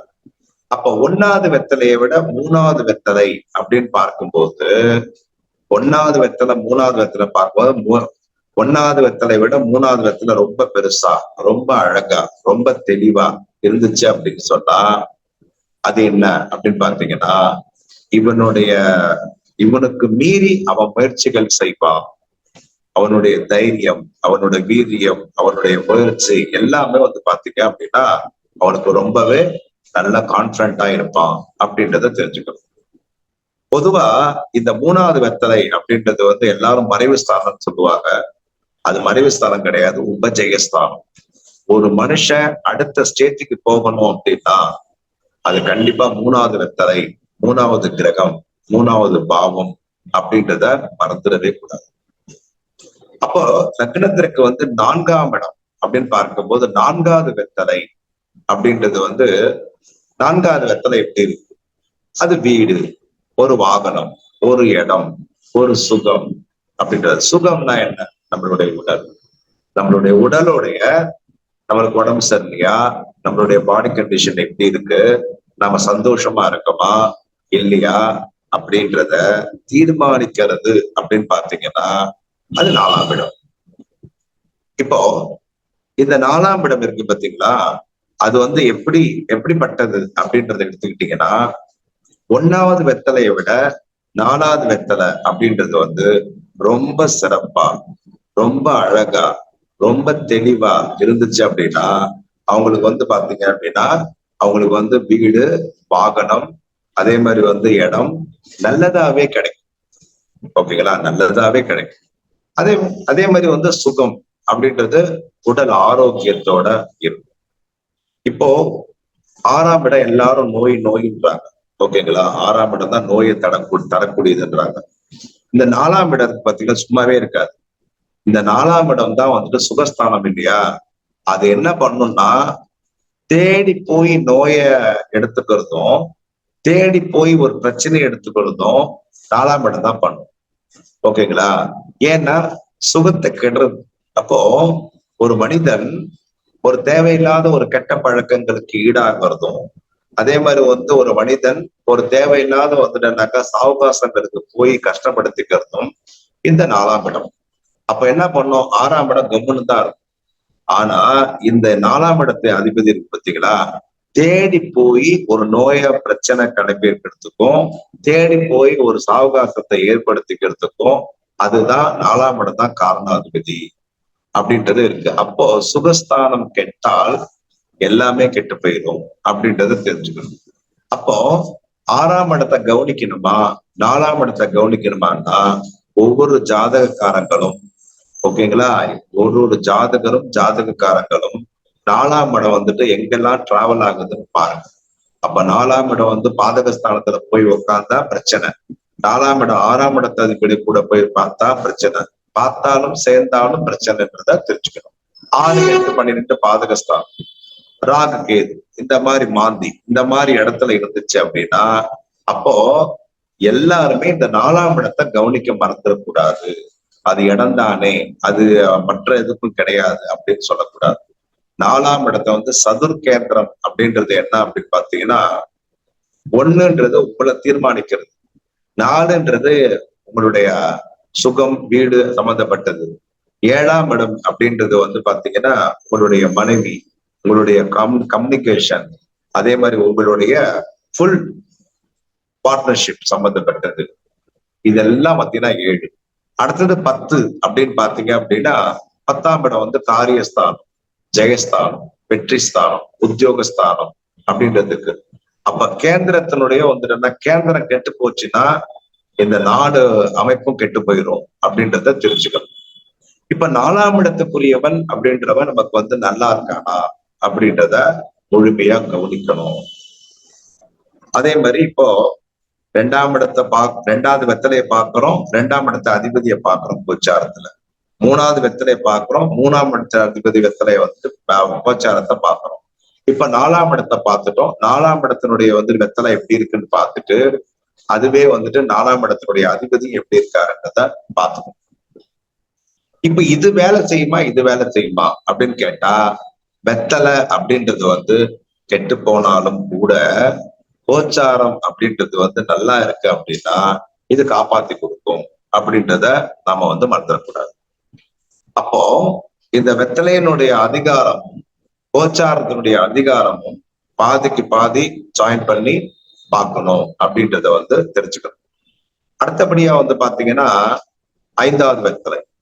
5வது வெத்தலை அப்படின்றது வந்து ஒரு பூர்வ புண்ணிய ஸ்தானம், ஒரு குழந்தை ஸ்தானம், அதே மாதிரி வந்து ஒரு இப்ப போன ஜென்மத்தினுடைய விட்டக்குறை தொட்டக்குறை நமக்கு வந்து எல்லாமே நமக்கு வந்து கிடைக்கிறது அப்படின்னு பாத்தீங்க அப்படின்னா ஃபுல்லா 5ஆம் இடம் தான். அப்ப அந்த 5ஆம் இடத்துக்குரியவன் அப்படின்னு பார்க்கும் போது 5வது வெத்தலை நல்லா இருந்தாதான் பிள்ளையினுடைய அனுகிரகம், பிள்ளையினுடைய கேரக்டரு, குலதெய்வத்தினுடைய அனுகிரகம், குலதெய்வத்தினுடைய சாப பாப நிவர்த்திகள், அதே மாதிரி வந்து நமக்கு தாத்தா பாட்டியினுடைய சொத்துக்கள், போன ஜென்மத்தோட டெபாசிட் இருக்கா இல்லையா அப்படின்றத வந்து தெரிஞ்சுக்கணும். அப்போ ஒரு மனிதன் அப்படின்றத வந்து சஞ்சித கர்மா, பிராப்த கர்மா, ஆகமிய கர்மா, இந்த 3 கர்மாவையும் அவன் வந்து சுமந்திருக்கிறான் அப்படின்னா சஞ்சித கர்மா அப்படின்றது வந்து போன ஜென்மத்தினுடைய டெபாசிட். பிராப்த கர்மா அப்படின்றது இந்த ஜென்மத்துல உனக்கு என்னென்ன கிடைக்கணும் கிடைக்க கூடாது அப்படின்றத தீர்மானிக்கிறது. ஆகமிய கர்மா அப்படின்றது நீ என்ன இந்த இந்த ஜெனரேஷன்ல வந்து என்ன அயோக்கியத்தனம் பண்ற, நீ என்னென்ன பண்ண போற அப்படின்றத ஃபுல்லா தீர்மானிக்கிறது அப்படின்னு பாத்தீங்கன்னா ஆகமிய கர்மா. இதுதான் அடுத்த ஜென்மத்துல வந்து சஞ்சீத கர்மாவா மாறும் அப்படின்றத தெரிஞ்சுக்கணும். அப்போ மனிதன் அப்படின்றவன் தப்பு பண்ணாம இருப்பானா அப்படின்னு கேட்டா கண்டிப்பா பண்ணாம இருக்க முடியாது. ஏன்னா இது கலியுகம். தப்பு பண்ணாதான் மனிதன். தப்பே பண்ணல அப்படின்னா அவன் ஆடு மாடுக்கு சமம். ஓகேங்களா? ஆடு மாடு கூட சும்மா இருக்கிறது இல்லைல்ல, யாரையாவது போய் முட்டி தள்ளி தானே வந்துட்டு வேலை பார்க்குறது. அப்படின்னு இருக்கும்போது அதுவும் அதனுடைய தப்பை செஞ்சுக்கிட்டு தான். அப்ப கலியுகம் அப்படின்றது தப்பு அப்படின்றத வந்து தெரிஞ்சுக்கணும். அடுத்தபடியா வந்து பாத்தீங்கன்னா 6ஆம் இடம் ரீன ரூண ரோக சத்ரு உபதிரவஸ்தானம். 6ஆம் இடம் என்பது ஃபர்ஸ்ட் நமக்கு வந்து 6ஆம் இடம் என்பது வேலை, அடுத்த வேலைக்கு போறது அப்படின்றது வந்து பாத்தீங்கன்னா 6ஆம் இடம் தான். அதே மாதிரி வந்து அந்த 6ஆம் இடம் என்பது ஒரு நோய், ஒரு கடன், ஒரு எதிரி அப்படின்றத எடுத்துக்கணும். இப்போ 6ஆம் இடத்தை பாக்குறதுக்குன்னு ஒரு சூட்சம் இருக்கு. எப்படி அப்படின்றத பாருங்க. இப்போ நமக்கு வந்து 6ஆம் இடத்த அதிபதி நம்ம லக்னத்திலிருந்து இப்ப பிறப்பு ஜாதகமா இருந்தாலும் சரி, சோழி பிரசன்னமா இருந்தாலும் சரி, லக்னம் இது வெற்றிலை பிரசன்னமா இருந்தாலும் சரி, 6ஆம் இடத்த அதிபதி நமக்கு வந்து லக்னத்திலிருந்து 12 பாவத்துல எந்த இடத்துல இருக்கானோ, யாரு கூட இருக்கானோ அவங்களுடைய கடன் வரும், அவங்களால கடன் வரும், அதற்காக கடன் வாங்கி எந்த பாவத்துல இருக்கோ அந்த பாவகத்தினுடைய கடன் கண்டிப்பா வரும். உதாரணத்திற்கு லக்னத்திலே உட்காந்துட்டான்னா உங்களாலேயே கடன் வரும். 2ஆம் இடத்துல உட்காந்தான்னா தன குடும்ப வாக்குஸ்தானத்தை காப்பாத்துறதுக்காக கடன் வரும். அப்போ இந்த 6ஆம் இடத்த அதிபதி அப்படின்றவ வந்து சுப வீட்டுல இருக்கானா, சுபரோடு சேர்ந்திருக்கானா, பாப வீட்டுல இருக்கானா, பாப கிரகத்தோடு சேர்ந்திருக்கானா அப்படின்னு பார்க்கும்போது இன்னொரு விஷயம் என்னன்னா, ஒரு கிரகம் 6ஆம் இடத்து கிரகம் பாபரோடு சேர்ந்தா நல்லது, பாப கிரகம் பார்த்தா நல்லது, பாவ கிரகத்துல இருந்தா நல்லது அப்படின்னு சொல்றாங்க. தப்பு. பாவக்கு 6ஆம் இடத்த அதிபதி சுப கிரகத்தோடு இருந்ததுன்னா, சுப கிரகம் பார்க்கப்பட்டதுன்னா, சுப வீட்டுல இருந்ததுன்னா அது என்ன ஆகும் அப்படின்னு பார்த்தா, அந்த கிரகமாகப்பட்டது நமக்கு சுப செலவை, ஓகேங்களா, சுப செலவு கொடுக்கும். அதே மாதிரி நோய் வந்தாலும் அது சீக்கிரமா போயிடும். எதிரிகளே வந்தாலும் சரி, அது சும்மா லைட்டா இருக்கிற மாதிரி இருக்கும். இதுவே நமக்கு 6ஆம் இடத்ததிபதி பாபர் வீட்டுல உட்கார்ந்து பாப கிரகத்தோடு சேர்ந்து பாப கிரகத்தினால் பார்க்கப்பட்டு இருந்தால் அது என்ன ஆகும் பாத்தீங்கன்னா, வர்ற நோய் சீக்கிரம் போகாது. அதே மாதிரி வர்ற எதிரி சீக்கிரம் போக மாட்டான். வர்ற கடனும் சீக்கிரம் தீராது. இது மாதிரி எடுத்துக்கணும். அப்போ 6ஆம் இடம் என்பது இன்னொரு கல்யாணம் பண்றது, இன்னொரு வீடு வாங்குறது, இன்னொரு வாகனம் வாங்குறது, இன்னொரு விஷயங்கள் பண்றது அப்படின்னு பார்க்கும்போது எப்பவுமே பாத்தீங்கன்னா, உங்களோட பிறந்த கால லக்னத்திலேயா இருந்தாலும், அதே மாதிரி சோழி பிரச்சனை லக்னத்திலேயா இருந்தாலும், வெற்றிலை பிரச்சனை லக்னத்திலேயா இருந்தாலும், 6ஆம் இடத்ததிபதி 6ஆம் இடத்துல உட்கார்ந்து அவனுடைய பார்வை 12ஆம் இடத்துல பட்டுச்சு அப்படின்னா, ஓகேங்களா, உங்களுக்கு ரீமேரேஜ், ரீ வாகனம், ரீ இடம், ரீ வீடு அமையும் அப்படின்றத பார்த்துக்கணும். அப்ப ஏதோ ஒண்ணு உங்களுக்கு இருக்கிறத புதுசு பண்ணும், இல்லைன்னா இன்னொன்னு வாங்க வைக்கும், இல்லைன்னா இன்னொன்னு கல்யாணம் பண்ண வைக்கும், இல்லைன்னா இன்னொன்னு ஏதோ ஒரு விஷயங்கள் பண்ணணும் அப்படின்றத தெரிஞ்சுக்கணும். அப்போ நமக்கு என்ன, கடன் படணும். 6ஆம் இடத்துல உட்கார்ந்து வச்சுன்னா கடன் படணும். அப்ப 6ஆம் இடத்ததிபதி எங்கேயாவது உட்கார்ந்து 12ஆம் இடத்தை பார்த்தாலும் இது நடக்கும் அப்படின்றத தெரிஞ்சுக்கணும்.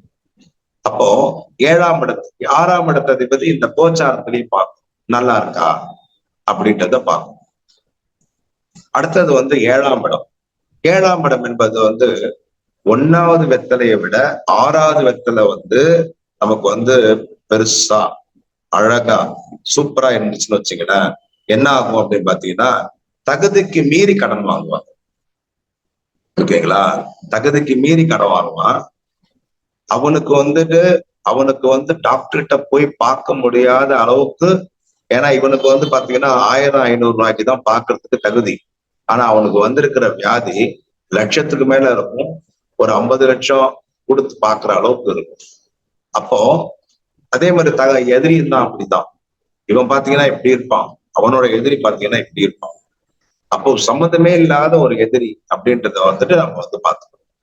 அப்போ இந்த 6ஆம் இடத்த அதிபதி அப்படின்னா 1வது வெத்தலையை விட 6ஆம் இடத்த அதிபதி அப்படின்றது அதிகமா இருந்துச்சுன்னா, என்ன எது அதிகமா இருந்தாலும் நல்லா இருந்தாலும் என்ன ஆகும் பாத்தீங்கன்னா, பெருசா இருக்கக்கூடாது. அப்படி இருந்ததுன்னா என்ன ஆகும், இப்போ ஒரு ஒரு பிளாட்ல இருக்காங்க, இந்த பக்கத்துல ஒரு கடனை வாங்கிடுறாங்க. கடனை வாங்கியாச்சுன்னா வட்டிக்காரன் வரான். ஐயோ அவன் கத்துவானேன்ட்டு இவன் என்ன பண்ணுவான்னா, 5 ரூபாய்க்கு வாங்கின ஒரு கடனை 10 ரூபாய்க்கு எவங்கிட்டையாவது கடனை வாங்கி என்ன பண்ணுவான், ஃபுல்லா அவன்கிட்ட கொடுத்துருவான். அப்ப இது மாதிரியே ஒரு விஷயம் பண்ணி இப்ப பெரிய கடைக்காரன் ஆயிருக்கும். புரிஞ்சுங்களா? அப்போ தன்மானத்திற்கு பயந்து அவன் கடன் மேல கடன் வாங்கி நடுத்தரவுல நின்றுடுவான்.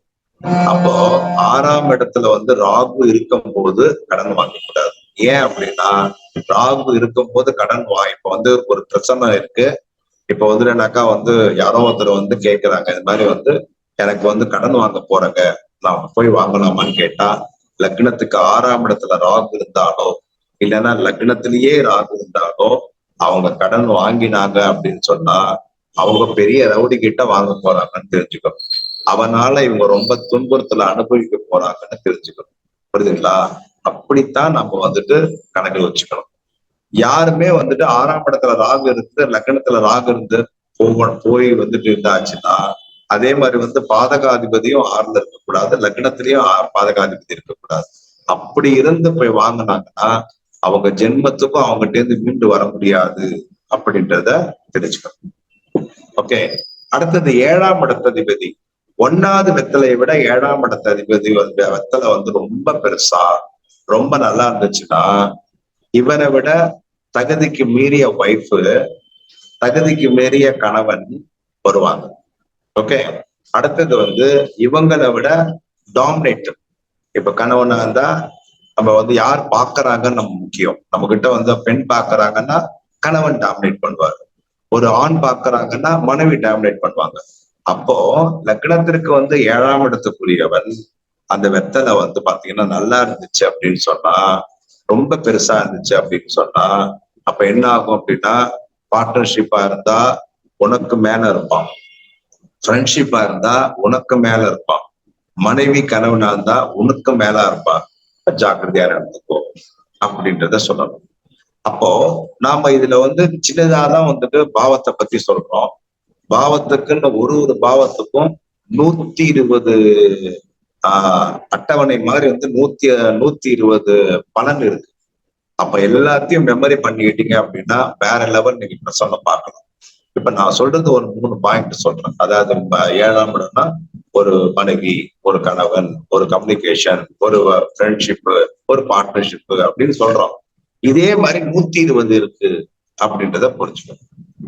அதே மாதிரிதான் 8ஆம் இடத்த அதிபதி அப்படின்னு பார்க்கும்போது, லக்னத்திற்கு 8ஆம் இடம் அப்படின்னு பாத்தீங்க அப்படின்னா, ஒரு நல்லா இருந்துச்சு, நல்லா வந்து சூப்பரா இருந்துச்சு அப்படின்னு சொன்னா தேவையில்லாத வீண் பம்பை இருப்பாங்க. அதே மாதிரி வந்து பக்கத்து வீட்டுல ஏதாவது ஒரு சண்டை இருந்தா இவங்க போய் இறங்கி கேட்டு இவங்க போய் மாட்டிப்பாங்க. அப்போ 8ஆம் இடத்து வெத்தலை அப்படின்றது ஆயுள் ஸ்தானத்தை பிரிக்கும்னு சொன்னாலும் கூட, அதே மாதிரி வந்து தேவையில்லாத கூட்டு கேஸ் வழக்கு பிரச்சனை இந்த மாதிரி வந்து இருக்கும் அப்படின்றத வந்து சொல்லுவாங்க. அப்போ இந்த 8வது வெத்தலையில வந்து பாத்தீங்கன்னா நல்லா இருக்கிறதுக்குன்னு ஒரு பலன் உண்டு, கெட்டு போனா ஒரு பலன் உண்டு. அப்போ நல்லா இருக்கு அப்படின்றது பாதி பலன் அப்படின்னா, 8ஆம் இடத்து அதிபதி தான் 2ஆம் இடத்தை வந்துட்டு எனக்கா வந்து ஆக்டிவேஷன் பண்ணுது. அப்போ 8ஆம் இடம் யாருக்கெல்லாம் நல்லா இருக்கோ அவங்களுக்கெல்லாம் வந்து பாத்தீங்கன்னா தனவரவு பிரச்சனை இல்லை, வாக்கு ஷார்ப்பா விடுவாங்க, என்னால முடியும் பாத்துக்கலாம் அப்படின்ற மாதிரி விடுவாங்க. அப்போ யாரு ஒருத்தருக்கு 8ஆம் இடத்தை வந்துட்டு அதிபதி வந்து நல்லா இருக்காங்களோ, ஓகேங்களா, அவங்க வந்து பாத்தீங்கன்னா தைரியமான வார்த்தை, அதே மாதிரி தனம் நிறைய சம்பாதிப்பாங்க, அதே மாதிரி ஒரு பெரிய லெவல்ல வந்துட்டு அவங்க வருவாங்க.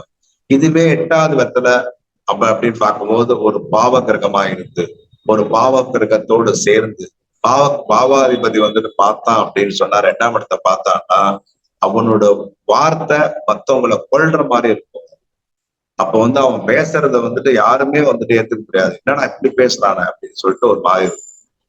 அப்போ வார்த்தை வந்து தடிச்சிரும், என்ன இப்படி பேசுறான் இவன் வந்து, இவனோட வார்த்தைக்கும் இவனுக்கும் சம்மந்தமே இல்லையே அப்படின்ற மாதிரி இருக்கும். அப்போ 8வது வெத்தலை ரொம்ப முக்கியம். அப்ப 8வது வெத்தலை அதிர்ஷ்டத்தை கொடுக்கக்கூடியது, 8வது வெத்தலை தனத்தை கொடுக்கக்கூடியது, 8வது வெத்தலை வந்து மரியாதை கொடுக்கக்கூடியது, 8வது வெத்தலை வந்துட்டு சமூகத்துல வந்துட்டு ஒரு மரியாதை அந்தஸ்தை உருவாக்கக்கூடியது அப்படின்றது எடுக்கணும். அதுவே 8வது வெத்தலை நல்லா இருந்துச்சுன்னா இன்னொரு என்ன பிரச்சனைனா மத்தவங்க விஷயத்துல தலையிட்டு பிரச்சனையா இருக்கும். சரி 8வது வெத்தலை நல்லா இருந்துச்சு, ஆயுள் நல்லா இருக்கும், அதுவும் பார்த்துக்கணும். 8வது வெத்தலை ரொம்ப டேமேஜ் ஆயிருக்கு அப்படின்னா அப்ப நமக்கு என்ன ஆகும், 2வது இடம் பாதிக்கப்படும். அப்ப பாவத்துக்கு பாவம் நம்ம வந்து கால்குலேட் பண்ணணும். அப்ப 8ஆம் பாவாதிபதி அப்படின்றவன் நமக்கு வந்து நல்லா இருந்தாதான் நம்மளுடைய வாக்கு கரெக்டா இருக்கும். ஒரு ஜோதிடனுக்கே 8ஆம் பாவம் நல்லா இருக்கும், அப்படி நல்லா இருந்தா மட்டும்தான் அவன் பெரிய உன்னத நிலை ஜோதிடக்காரனா இருப்பான் அப்படின்றத வந்து தெரிஞ்சுக்கணும். அப்ப 9ஆம் பாவம் அப்படின்றது வந்து ஒரு பூர்வ புண்ணியத்தை எடுத்துக்கலாம், ஒரு பாக்கியத்தை எடுத்துக்கலாம், ஒரு அப்பாவை எடுத்துக்கலாம், ஒரு சேமிப்பு எடுத்துக்கலாம், ஒரு இப்ப உபாசன தெய்வத்தை எடுத்துக்கலாம். அதே மாதிரி நீங்க என்ன சுவாமியை வணங்கணும், நீங்க என்ன கேட்டகரி, நீங்க வந்து எப்படி சைவமா அசைவமா, நீங்க சைவம் சாப்பிடணுமா அசைவம் சாப்பிடணுமா, நீங்க சைவம் சாப்பிட்டா உயர்வீங்களா அசைவம் சாப்பிட்டா உயர்வீங்களா, இதெல்லாம் தீர்மானிக்கிறது அப்படின்னு பாத்தீங்கன்னா 9ஆம். அப்ப ஒருத்தருக்கு வந்து உபாசன தெய்வத்தை எடுத்து கொடுக்கணும்னா கூட எந்த கிரகத்திற்கு என்ன மாதிரி உபாசன தெய்வம் அதை தெரிஞ்சுக்கணும். அதே மாதிரி வந்துட்டு இவங்க சைவம் சாப்பிட்றது நல்லதா அசைவம் சாப்பிட்றது நல்லதா அப்படின்றத நம்ம 9ஆம் கிரகத்தை வச்சியும் 9ஆம் கிரகத்தினுடைய பார்வையை வச்சியும் 9ஆம் கிரகத்தினுடைய சேர்வையை வச்சியும் ஒன்பதாம் கிரகத்தினுடைய டிகிரியை வச்சு நம்ம கணக்கு பண்ணா பார்த்துக்கலாம். அப்போ 9ஆம் இடம் நமக்கு சேமிப்பு அப்படின்றது எடுக்கணும். அப்போ 1வது வெத்தலையை விட 9வது வெத்தலை இதை விட அது பெருசாகி இதை விட இது அழகாகி இருந்ததுன்னா அவனுடைய பாக்கியஸ்தானம் நல்லபடியா இருக்கும் அப்படின்றத தெரிஞ்சுக்கணும். அடுத்தபடியா பாத்தீங்க அப்படின்னா லக்னத்திற்கு 10ஆம் இடம். 10ஆம் இடம் அப்படின்றது எல்லாரும் சொல்லுவாங்க உத்தியோகம்னு சொல்லுவாங்க. 2ஆம் இடம் தான் நமக்கு சம்பாதிச்சு கொடுக்கக்கூடிய இடம் அப்படின்றத மறந்துடக்கூடாது. 10ஆம் இடம் தொழில், அதை பத்தி பிரச்சனை இல்லை. ஆனா 2ஆம் இடம் தான் நீங்க என்ன தொழில் போக போறீங்க, நீங்க எப்படி சம்பாதிக்க போறீங்க, உங்களுக்கு உழைப்பால சம்பாதிப்பா, பேச்சால சம்பாதிப்பா, இல்ல பார்வையால சம்பாதிப்பா அப்படின்றத தீர்மானிக்கிறது அப்படின்னு பாத்தீங்க அப்படின்னா அது இந்த 9ஆம் இடம் தான், 2ஆம் இடம் தான் அப்படின்றத தெரிஞ்சுக்கணும். அப்ப இந்த 2ஆம் இடத்தை நம்ம கனெக்ட் பண்ணிக்கணும். அப்ப 2ஆம் இடத்தை எல்லாருமே ஆக்டிவேஷன் பண்ணிக்கணும் அப்படின்றத புரிஞ்சுக்கணும். இப்ப 10ஆம் இடம் என்பது ஜெயஸ்தானம், காரியஸ்தானம், கர்மஸ்தானம், உத்தியோகஸ்தானம் அப்படின்றது இருக்கு. நீ என்ன கர்மம் பண்ண, என்ன கர்மம் பண்ணியோ அந்த கர்மத்துக்கு தகுந்த மாதிரி இந்த ஜென்மத்துல நீ தொழிலை பண்ணணும். அதான் கர்மஸ்தானம். ஓகேங்களா? அப்போ இந்த 10ஆம் இடத்த அதிபதி எந்த நட்சத்திரத்துல போய் உட்கார்ந்துக்கிறானோ அந்த நட்சத்திரத்துக்குண்டான ஒரு உத்தியோகத்தை நீ பாக்குறது அப்படின்றது நல்லது. அதே மாதிரி 10ஆம் இடத்த அதிபதி எந்த நட்சத்திரத்துல போய் உட்கார்ந்துக்கிறாரோ அதற்கு நீ அர்ச்சனை பண்ணா அதை நீ பிடிச்சிட்டீன்னா நீ பெரிய ஆளு அப்படின்றத நாம சொல்லணும். ஓகேங்களா? அடுத்தபடியா பாத்தீங்கன்னா லக்னத்திற்கு 10ஆம் இடத்த அதிபதியோட வெத்தலை அப்படின்றது பாத்தீங்கன்னா இப்போ 1வது வெத்தலையிலேருந்து வந்துட்டோம். 10வது வெத்தலை, 10 அப்படின்றது தசம். தசம்னா ஃபுல் பவர் 10வது வெத்தலை தான் இருக்கு. அப்போ ஒரு மனிதனுக்கு 10வது பாவம் 10வது வெத்தலையும் நல்லா இருக்கு அப்படின்னா அது வேற லெவல் அப்படின்றத எடுத்துக்கணும். ஓகேங்களா? இதை நாம மறந்துடக்கூடாது. அடுத்தது பாத்தீங்க அப்படின்னாக்கா அடுத்தது பாத்தீங்கன்னா 11 அப்படின்னு பார்க்கும்போது 11 லாபஸ்தானம். இப்போ 11ஆம் இடம் ஒட்டு மொத்தமா லாபம் அப்படின்றத எடுத்துக்கூடாது. ஓகேங்களா? வந்திருக்கிற லக்னம் என்ன, இப்ப உதாரணத்துக்கு ஜாதகத்திலே லக்னம் இருக்குன்னு வச்சுக்கல, ஜாதகத்திலே லக்னம் இருக்குன்னா வந்திருக்கிற லக்னம் என்ன அப்படின்னு பார்த்துட்டு 11ஆம் இடத்த அதிபதி அது பாவகிரகத்தினோட வீடா அப்படின்றத பார்க்கணும். நம்பர் 1. 11ஆம் இடத்த அதிபதி பாதகத்துல போய் உட்கார்ந்து இருக்கிறானா அப்படின்னு பாக்குறது நம்பர் 2. அதே மாதிரி 11ஆம் இடத்த அதிபதி எந்த கிரகத்தோடு சேர்ந்திருக்கான் அப்படின்னு பாக்குறது நம்பர் 3. அப்போ ஒரு பிரச்சனை பாக்குறீங்க, ஒரு லக்னம் அப்படின்னு பார்க்கும்போது இப்ப ஒரு உத்தியோகம் நான் பார்க்க போறேன், அந்த உத்தியோகத்துல வரக்கூடிய காசு எனக்கு நல்லதுக்கு பயன்படுமா கெட்டதுக்கு பயன்படுமா அப்படின்னு கேட்டா எந்த லக்னம் பிரசன்ன லக்னம் வருதுன்னு பாருங்க.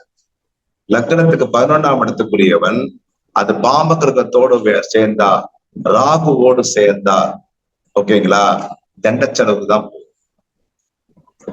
ஓகேங்களா? இதுவே 11ஆம் இடத்ததிபதி சுப கிரகத்தோடு சேர்ந்தா, சுப பார்வை பெற்றால் அது நல்ல செலவுக்கு போகும் அப்படின்றத தெரிஞ்சுக்கணும். அப்போ 11ஆம் இடத்ததிபதி நம்மளுக்கு எத்தனாவது பாவத்துல இருக்கோ அத்தனாவது பாவத்திற்கு நம்ம அந்த காசை செலவு பண்றோம். ஓகேங்களா? 6ஆம் இடத்ததிபதி எந்த இடத்துல இருக்கோ அதுதான் கடன் சொல்லிட்டேன். 11ஆம் இடத்ததிபதி நமக்கு எந்த இடத்துல இருக்கோ அதற்குத்தான் நம்மளுடைய லாபங்கள்லாம் போகும் அப்படின்றது தெரியும். உதாரணத்துக்கு ஒரு 11ஆம் இடத்துக்கு 7ஆம் இடத்துல இருக்கான்னு வச்சுக்க, மனைவிக்கு தான் போகும், மாற்றுக்கிறதே கிடையாது. அதே மாதிரி என்னன்னாக்கா 11ஆம் இடத்ததிபதி 7ல உட்காந்து 7ஆம் இடத்ததிபதி போய் 5ல உட்காந்துட்டான்னு வச்சுக்கல, 5ல உட்காந்துட்டான்னு வச்சுக்க, நல்லா யோசிச்சுங்க. 11ஆம் இடத்ததிபதி 7ல உட்காந்து 7ஆம் இடத்துக்கு போய் 5ல உட்காந்தான்னா குழந்தைக்கும் நமக்கு இவங்களுக்கும் மனைவிக்கு தான் நிறைய செலவு பண்ணுவோம். 7ஆம் இடம் என்பது காதல், 7ஆம் என்பது மனைவி, ஓகேங்களா? அப்போ 11ம் 2வது காதல். அப்போ 11ஆம் இடத்துக்கு 2வது காதல் 7ஆம் இடத்துல போய் உட்கார்ந்துருச்சு அப்படின்னா, அப்போ மனைவிக்கு செலவு பண்றது இல்லாம நம்மளுடைய காதலிக்கும் நாம நிறைய செலவு பண்ணுவோம் அப்படின்றது தெரிஞ்சுக்கணும். எப்பவுமே 11 வந்து 7ல உட்கார்ந்தாலே அவளும் நமக்கு மனைவிதான் அப்படின்றத தெரிஞ்சுக்கணும். இதே 11ஆம் இடத்துல 5ல போய் உட்காந்துச்சு அப்படின்னு வச்சுக்கலாம், அவங்க வந்துட்டு என்ன நமக்கு காதலியாவா தான் இருப்பாங்க. புரிஞ்சுக்கணும். ஓகேங்களா? அடுத்தது வந்துட்டு இந்த 11வது வெத்தலை அப்படின்றது வந்து ரொம்ப டேமேஜா இருக்குன்னு வச்சுக்கோங்க. கண்ணை மூடிட்டு சொல்லிடலாம், நீ சம்பாதிக்கிறது எதுவுமே உருப்படில்லாத செலவு தான் நீ பண்ணுவ அப்படின்றத ஈஸியா சொல்லிடலாம். அதே மாதிரி வந்து லக்னத்திற்கு வந்து 12வது வெத்தலை அயன சயன போகஸ்தான். அப்போ 12வது வெத்தலையை பொறுத்தவரையும் நமக்கு வந்துட்டு அயன சயன போகஸ்தானம் இருக்கு இல்லையா? 12 வெத்தலை அப்படின்றது வந்து 12ஆம் பாவகமும், அது சுப வீடா இருந்தா சுப செலவு, அப வீடா இருந்தா அபச்செலவு. அப்பம்னா கஷ்டம், தண்ட செலவு அப்படின்றத எடுத்துக்கணும். அப்போ ஒரு 12ஆம் வீட்டு அதிபதி அப்படின்றது வந்து 2ல உட்காந்துச்சு அப்படின்னா, 2ல உட்காந்துன்னா குடும்பத்துக்கு செலவு பண்ணுவான், ஒண்ணும் பெருசா தப்பா பண்ண மாட்டான். 3ஆம் இடத்துல உட்காந்துருச்சு, முயற்சிக்கோசரம் செலவு பண்ணான். 4ஆம் இடத்துல உட்காந்துருச்சு, வீடு வாகனம் வாங்குறதுக்கு செலவு பண்ணான். முடிஞ்சு போச்சு. ஓகேங்களா? இப்படி வந்து நம்ம 12 அதிபதியினுடைய அமைப்பை வந்துட்டேனாக்கா நாம எடுத்துக்கணும் அப்படின்றத தெரிஞ்சுக்கணும். அடுத்தது வந்து பாவகிரகம் பாவகம் மாறி உட்கார்ந்துருக்கு அப்படின்னாக்கா, ஒரு ஒரு பாவக கிரகம் ஒரு பாவம் மாறி உட்கார்ந்து இருக்குன்னா, இப்ப 4ஆம் பாவகம் அப்படின்றத வச்சுக்கல, ஒரு பிரச்சனை லக்னத்துல 4ஆம் பாவகம்னு வச்சுக்கல, அந்த 4ஆம் பாவகம் அப்படின்றது வந்து இது எங்க மாறி உட்கார்ந்துருக்கணும். உதாரணத்துக்கு சிம்மத்தினுடைய வீட்டுல உட்கார்ந்துருக்கணும் வச்சுக்கல, சிம்மத்தினுடைய காரகத்தினுடைய ஒரு அமைப்பு தான் அவங்களுக்கு வந்துட்டு வரப்போகுது அப்படின்றத அர்த்தம். இப்ப 4ஆம் பாவகம், இப்ப உதாரணத்துக்கு ஒரு விருச்சிக லக்னம்னு வச்சுக்கல, 4ஆம் பாவம் வந்துட்டு சனி பகவான், அது அப்படியே வந்துட்டு பாத்தீங்க அப்படின்னா வந்துட்டு 10ஆம் பாவத்துல போய் உட்கார்ந்துருக்குன்னு வச்சுக்கல சிம்மத்துல. அப்போ சிம்மத்தினுடைய அதிகாரம் என்னவோ அதனுடைய அமைப்புல தான் வந்துட்டு அது இருக்கும் அப்படின்றத நாம வந்து மறந்துடக்கூடாது. அடுத்தது வந்து யார் எந்த கேள்வி கேட்டாலும், ஓகேங்களா, யார் எந்த கேள்வி கேட்டாலும் அந்த கேள்வியினுடைய நாதன் அப்படின்றவன் ஒண்ணு லக்னத்துல உட்காரணும். ஓகேங்களா? ஒண்ணு லக்னத்துல உட்காரணும். அப்படி இல்லை அப்படின்னா அந்த லக்னத்தையாவது பார்க்கணும். அப்போ அந்த கேள்வி அப்படின்றது உடனே நடைபெறும் அப்படின்றத எடுத்துக்கணும். இதான் சொல்றோம். யார் என்ன கேள்வி கேட்கிறாங்க, அதுக்கு நாம வந்து என்ன தயாராகணும் அப்படின்னா, காரகத்துவம்னா என்ன, பாவகத்துவம்னா என்ன அப்படின்றத தெரிஞ்சுக்கணும். பாவம் அப்படின்றது லக்னத்திலேருந்து 2ஆம் வீடா, 3ஆம் வீடா, 4ஆம் வீடா அப்படின்றத பாவகத்தை கணக்கு பண்ணிக்கணும். அதே மாதிரி வந்து காரகத்துவம் அப்படின்றது வந்து இப்ப சுக்கிரன் அப்படின்னா மனைவி, சுக்கிரன்னா காதலி, சுக்கிரன்னா அத்தை, சுக்கிரன்னா அக்கா, சுக்கிரன்னா நம்மளுடைய வந்துட்டாக்கா உண்மை அப்படின்றத வந்து எடுத்து, சரிங்களா?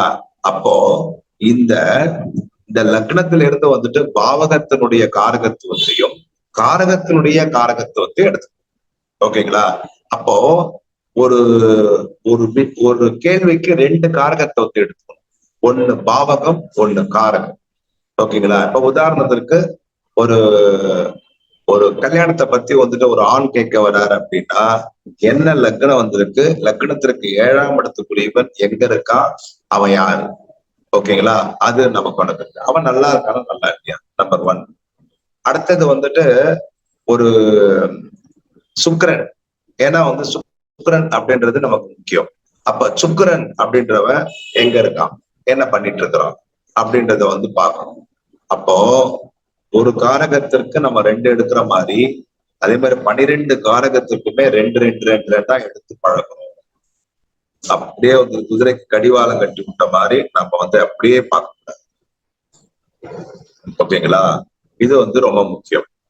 அடுத்தபடியா வந்து பாத்தீங்க அப்படின்னா, ஒரு யார் என்ன கேள்வி கேட்டாலும் அந்த கேள்வியினுடைய நாதன் கேள்வியில மாந்தி உட்கார்ந்தாலோ, இல்ல கேள்விநாதன் கூட மாந்தி உட்கார்ந்தாலோ, கேள்விநாதன் கூட பாதகாதிபதி உட்கார்ந்தாலோ, கேள்விநாதன் கூட வந்துட்டு அஷ்டமாதிபதி, பாதகாதிபதி, ரோகாதிபதி, சத்ருவாதிபதி, அதுக்கப்புறம் 12ஆம் இடத்ததிபதி இவங்கெல்லாம் உட்கார்ந்தாங்கன்னா அந்த கேள்வி ஒரு நாளும் நடைபெறாது அப்படின்றத தெரிஞ்சுக்கணும்.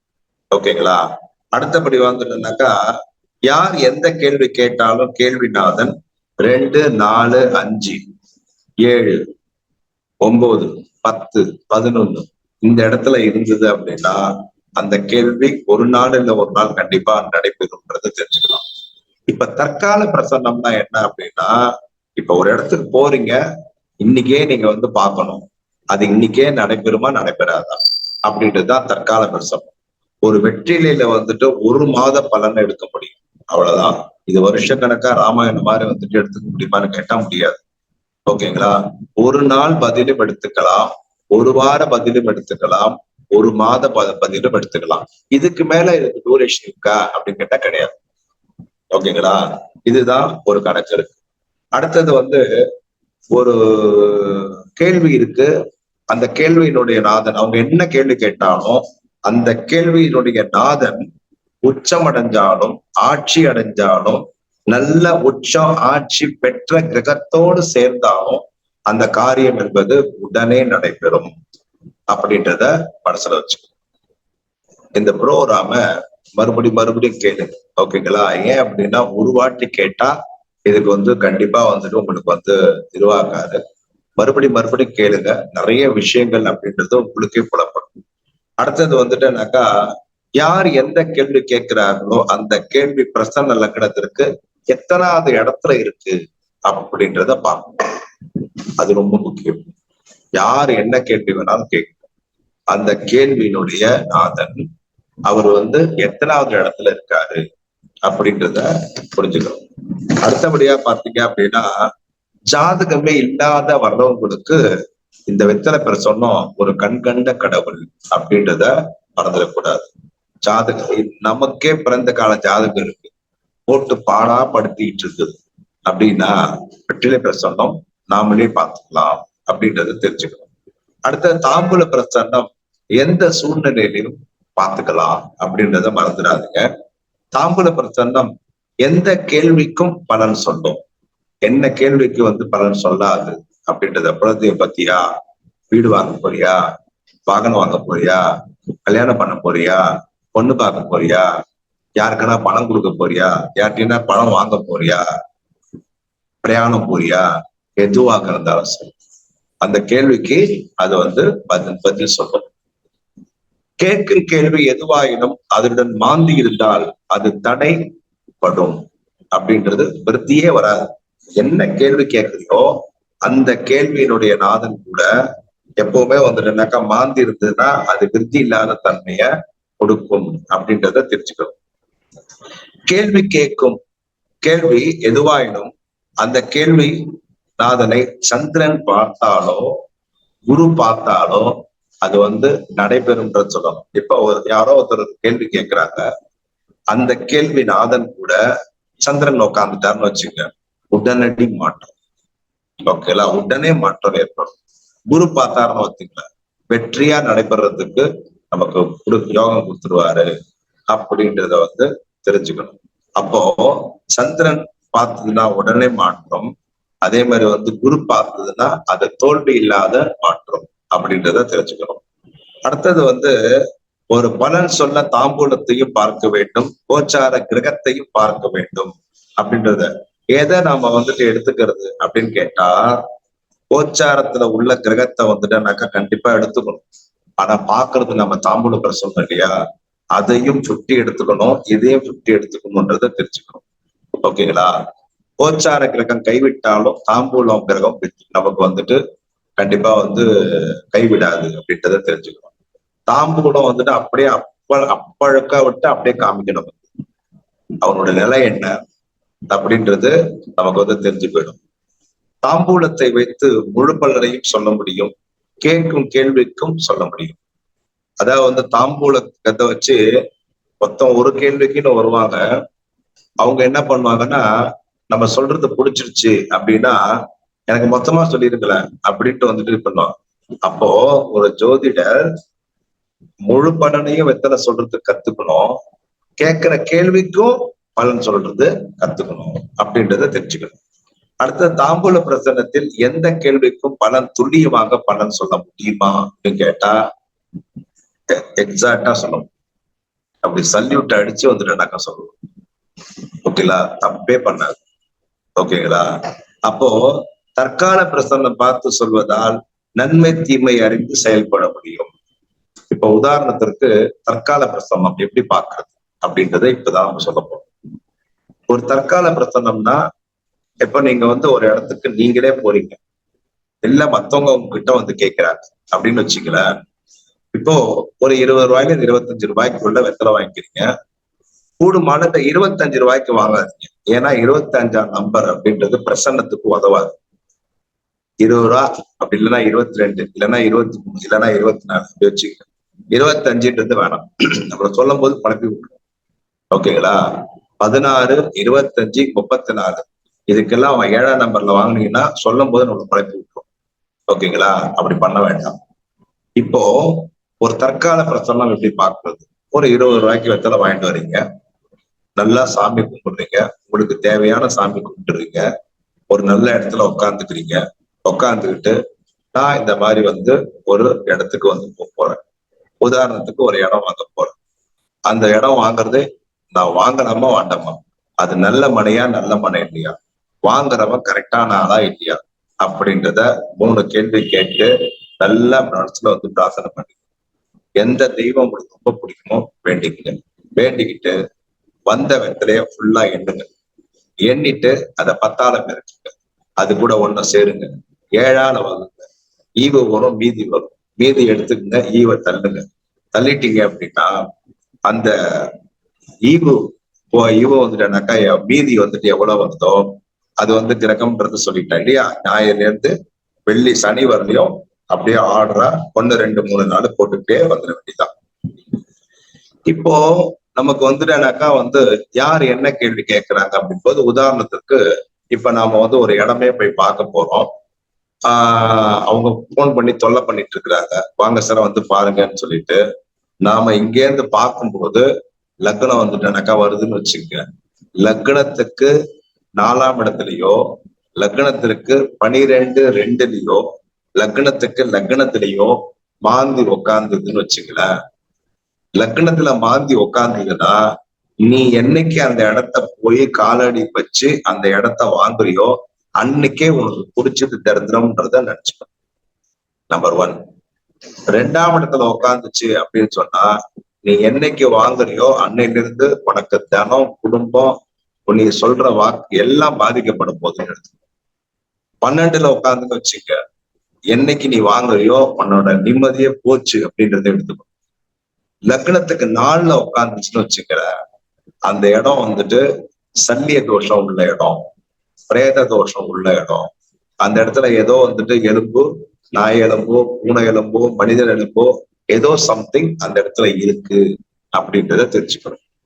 அப்போ இத்தனை ஒரு தோஷத்தையும் 1, 2, 12, 4 அமைப்பை வந்து வச்சு நம்ம வந்து பார்த்தோம். ஓகேங்களா? இப்போ 4ஆம் இடத்துல இருக்கும் போது வீடு, ஒரு வாகனமா இருந்தாலும் அப்படிதான். ஒரு வாகனத்தை வாங்க போறீங்க, 4ஆம் இடத்துல வந்துட்டேனாக்கா வந்து மாந்தி இருக்குன்னா அந்த இடத்துல வந்து அந்த வாகனத்துல வந்து யாரோ ஒருத்தர் ஆக்சிடென்ட் ஆயிருப்பாங்க. அந்த ஆக்சிடென்ட் ஆன ஒரு ஆத்மா வந்து அந்த வாகனத்துல இருக்கு, அதை வாங்காதன்னு சொல்லி. அதை வாங்கினீங்கன்னா உனக்கு விபத்து ஏற்படும் அப்படின்றத ஈஸியா சொல்லு.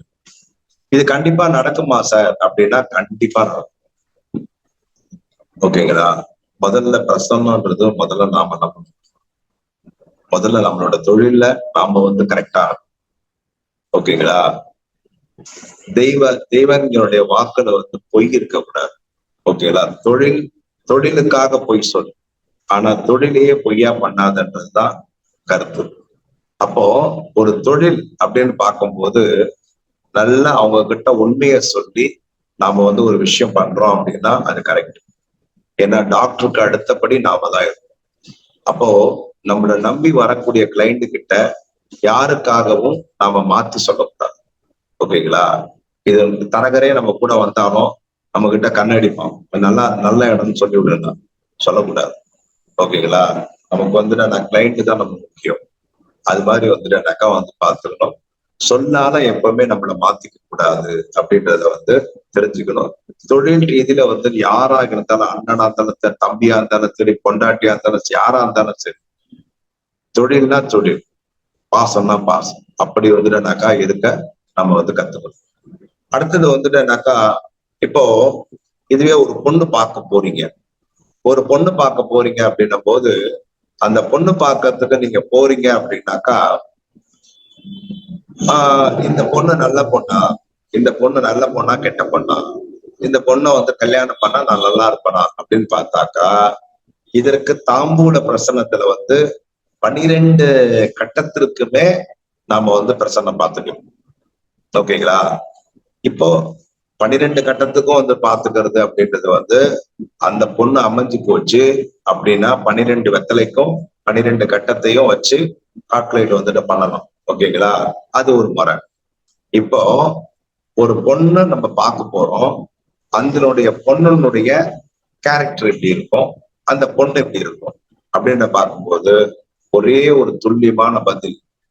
நீங்க ஆம்பளை போய் பிரசன்னம் பார்க்க போறீங்கன்னா, உங்களுக்கு லக்னத்துக்கு 7ஆம் இடத்துல என்ன கிரகம்னு பாருங்க. சுக்கிரனா, சந்திரனா, புதனா, குருவா அப்படின்றத பாருங்க. ஓகேங்களா?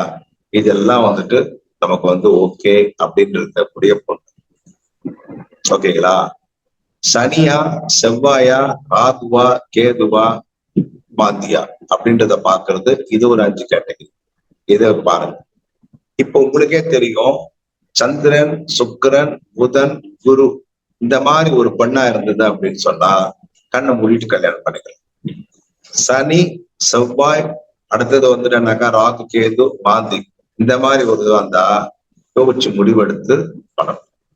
இதுவே லக்னத்திற்கு 7ஆம் இடத்துக்குரியவன் சந்திரனா இருந்து, புதனா இருந்து, குருவா இருந்து, சுக்கிரனா இருந்து அவன் போய் மறைவு ஸ்தானத்துல இருந்தானாலோ, ஒரு பாதகாதிபதி கூட சேர்ந்திருந்தாலோ, பாதகாதிபதியினுடைய பார்வை பெற்றாலோ, அஷ்டமாதிபதி, ரோகாதிபதி, விரையாதிபதி கூட வந்து சேர்ந்து பார்த்து இருந்தாலோ, அந்த பொண்ணை கல்யாணம் பண்ண பிரச்சனைன்றது தெரிஞ்சுக்கணும், சுபகிரகமாக இருந்தாலும் கூட. ஓகேங்களா? இப்படி நாம வந்து பலனை எடுக்கணும். அப்போ ஒரு கல்யாணத்திற்கு போனாலும் சரி, எதுவா இருந்தாலும் சரி, இப்ப உதாரணத்துக்கு வந்து ஒரு லக்னம், இப்ப நம்ம வந்துட்டுனாக்கா ஒரு இடத்திற்கு வந்துட்டு போறோம் அப்படின்னாக்கா, போகும்போது வெத்தலை பிரசன்னம் பார்க்கிறோம். இப்போ திடீர்னு நமக்கு வந்துட்டு ஒரு நம்மளோட பையனே வரும், ஒரு பையனே வந்துட்டு சம்பந்தமே இல்லாம நம்ம கிட்ட கேட்கிறான், அப்பா நான் ஒரு பிசினஸ் ஆரம்பிக்கிறேன், எனக்கு நீங்க வந்து ஒரு 1.5 லட்சம் இல்லைன்னா 2 லட்சம் கொடுங்க, நான் பிசினஸ் ஆரம்பிச்சுட்டு அது வந்த உடனே ஒண்ணு உங்களோட கோபாட்டை தான் போடுறேன், அப்படி இல்லைன்னா உங்களுக்கு வந்து பணம் கொடுத்துட்றேன் அப்படின்னு சொல்லிட்டு சொல்றான்னு வச்சுக்கிறேன். உடனே வந்துட்டு அவங்க கிட்ட தலையாட்டாம, இது 1 மணி நேரம் இரு நான் சொல்றேன் அப்படின்னு சொல்லிட்டு அவனுக்கே தெரியாம என்ன பண்ணணும்னு நம்ம பிரசன்னம் பார்க்கணும். அப்ப பிரசன்னம் பார்க்கும்போது நம்மளையே லக்னமா வச்சுக்கணும். நம்மளையே லக்னமா வச்சுக்கிட்டு வெத்தலை பிரசனத்துல எடுக்கணும். எடுத்துட்டு லக்னத்தை வச்சுட்டு நம்மளுடைய 5ஆம் பாவம் அப்படின்றது வந்து எங்க இருக்குன்னு பார்க்கணும். அந்த 5ஆம் பாவம் மறைஞ்சிருக்கா, பாதகாதிபதி கூட சேர்ந்திருக்கா, இல்ல ராகு கேது சேர்ந்திருக்கா, மாந்தி சேர்ந்திருக்கா, இல்ல வந்துட்டு 5ஆம் பாவாதிபதி நம்மளோட லக்னத்துக்கு 6, 12ல இருக்கா அப்படின்றத வந்து பார்த்துக்கணும்.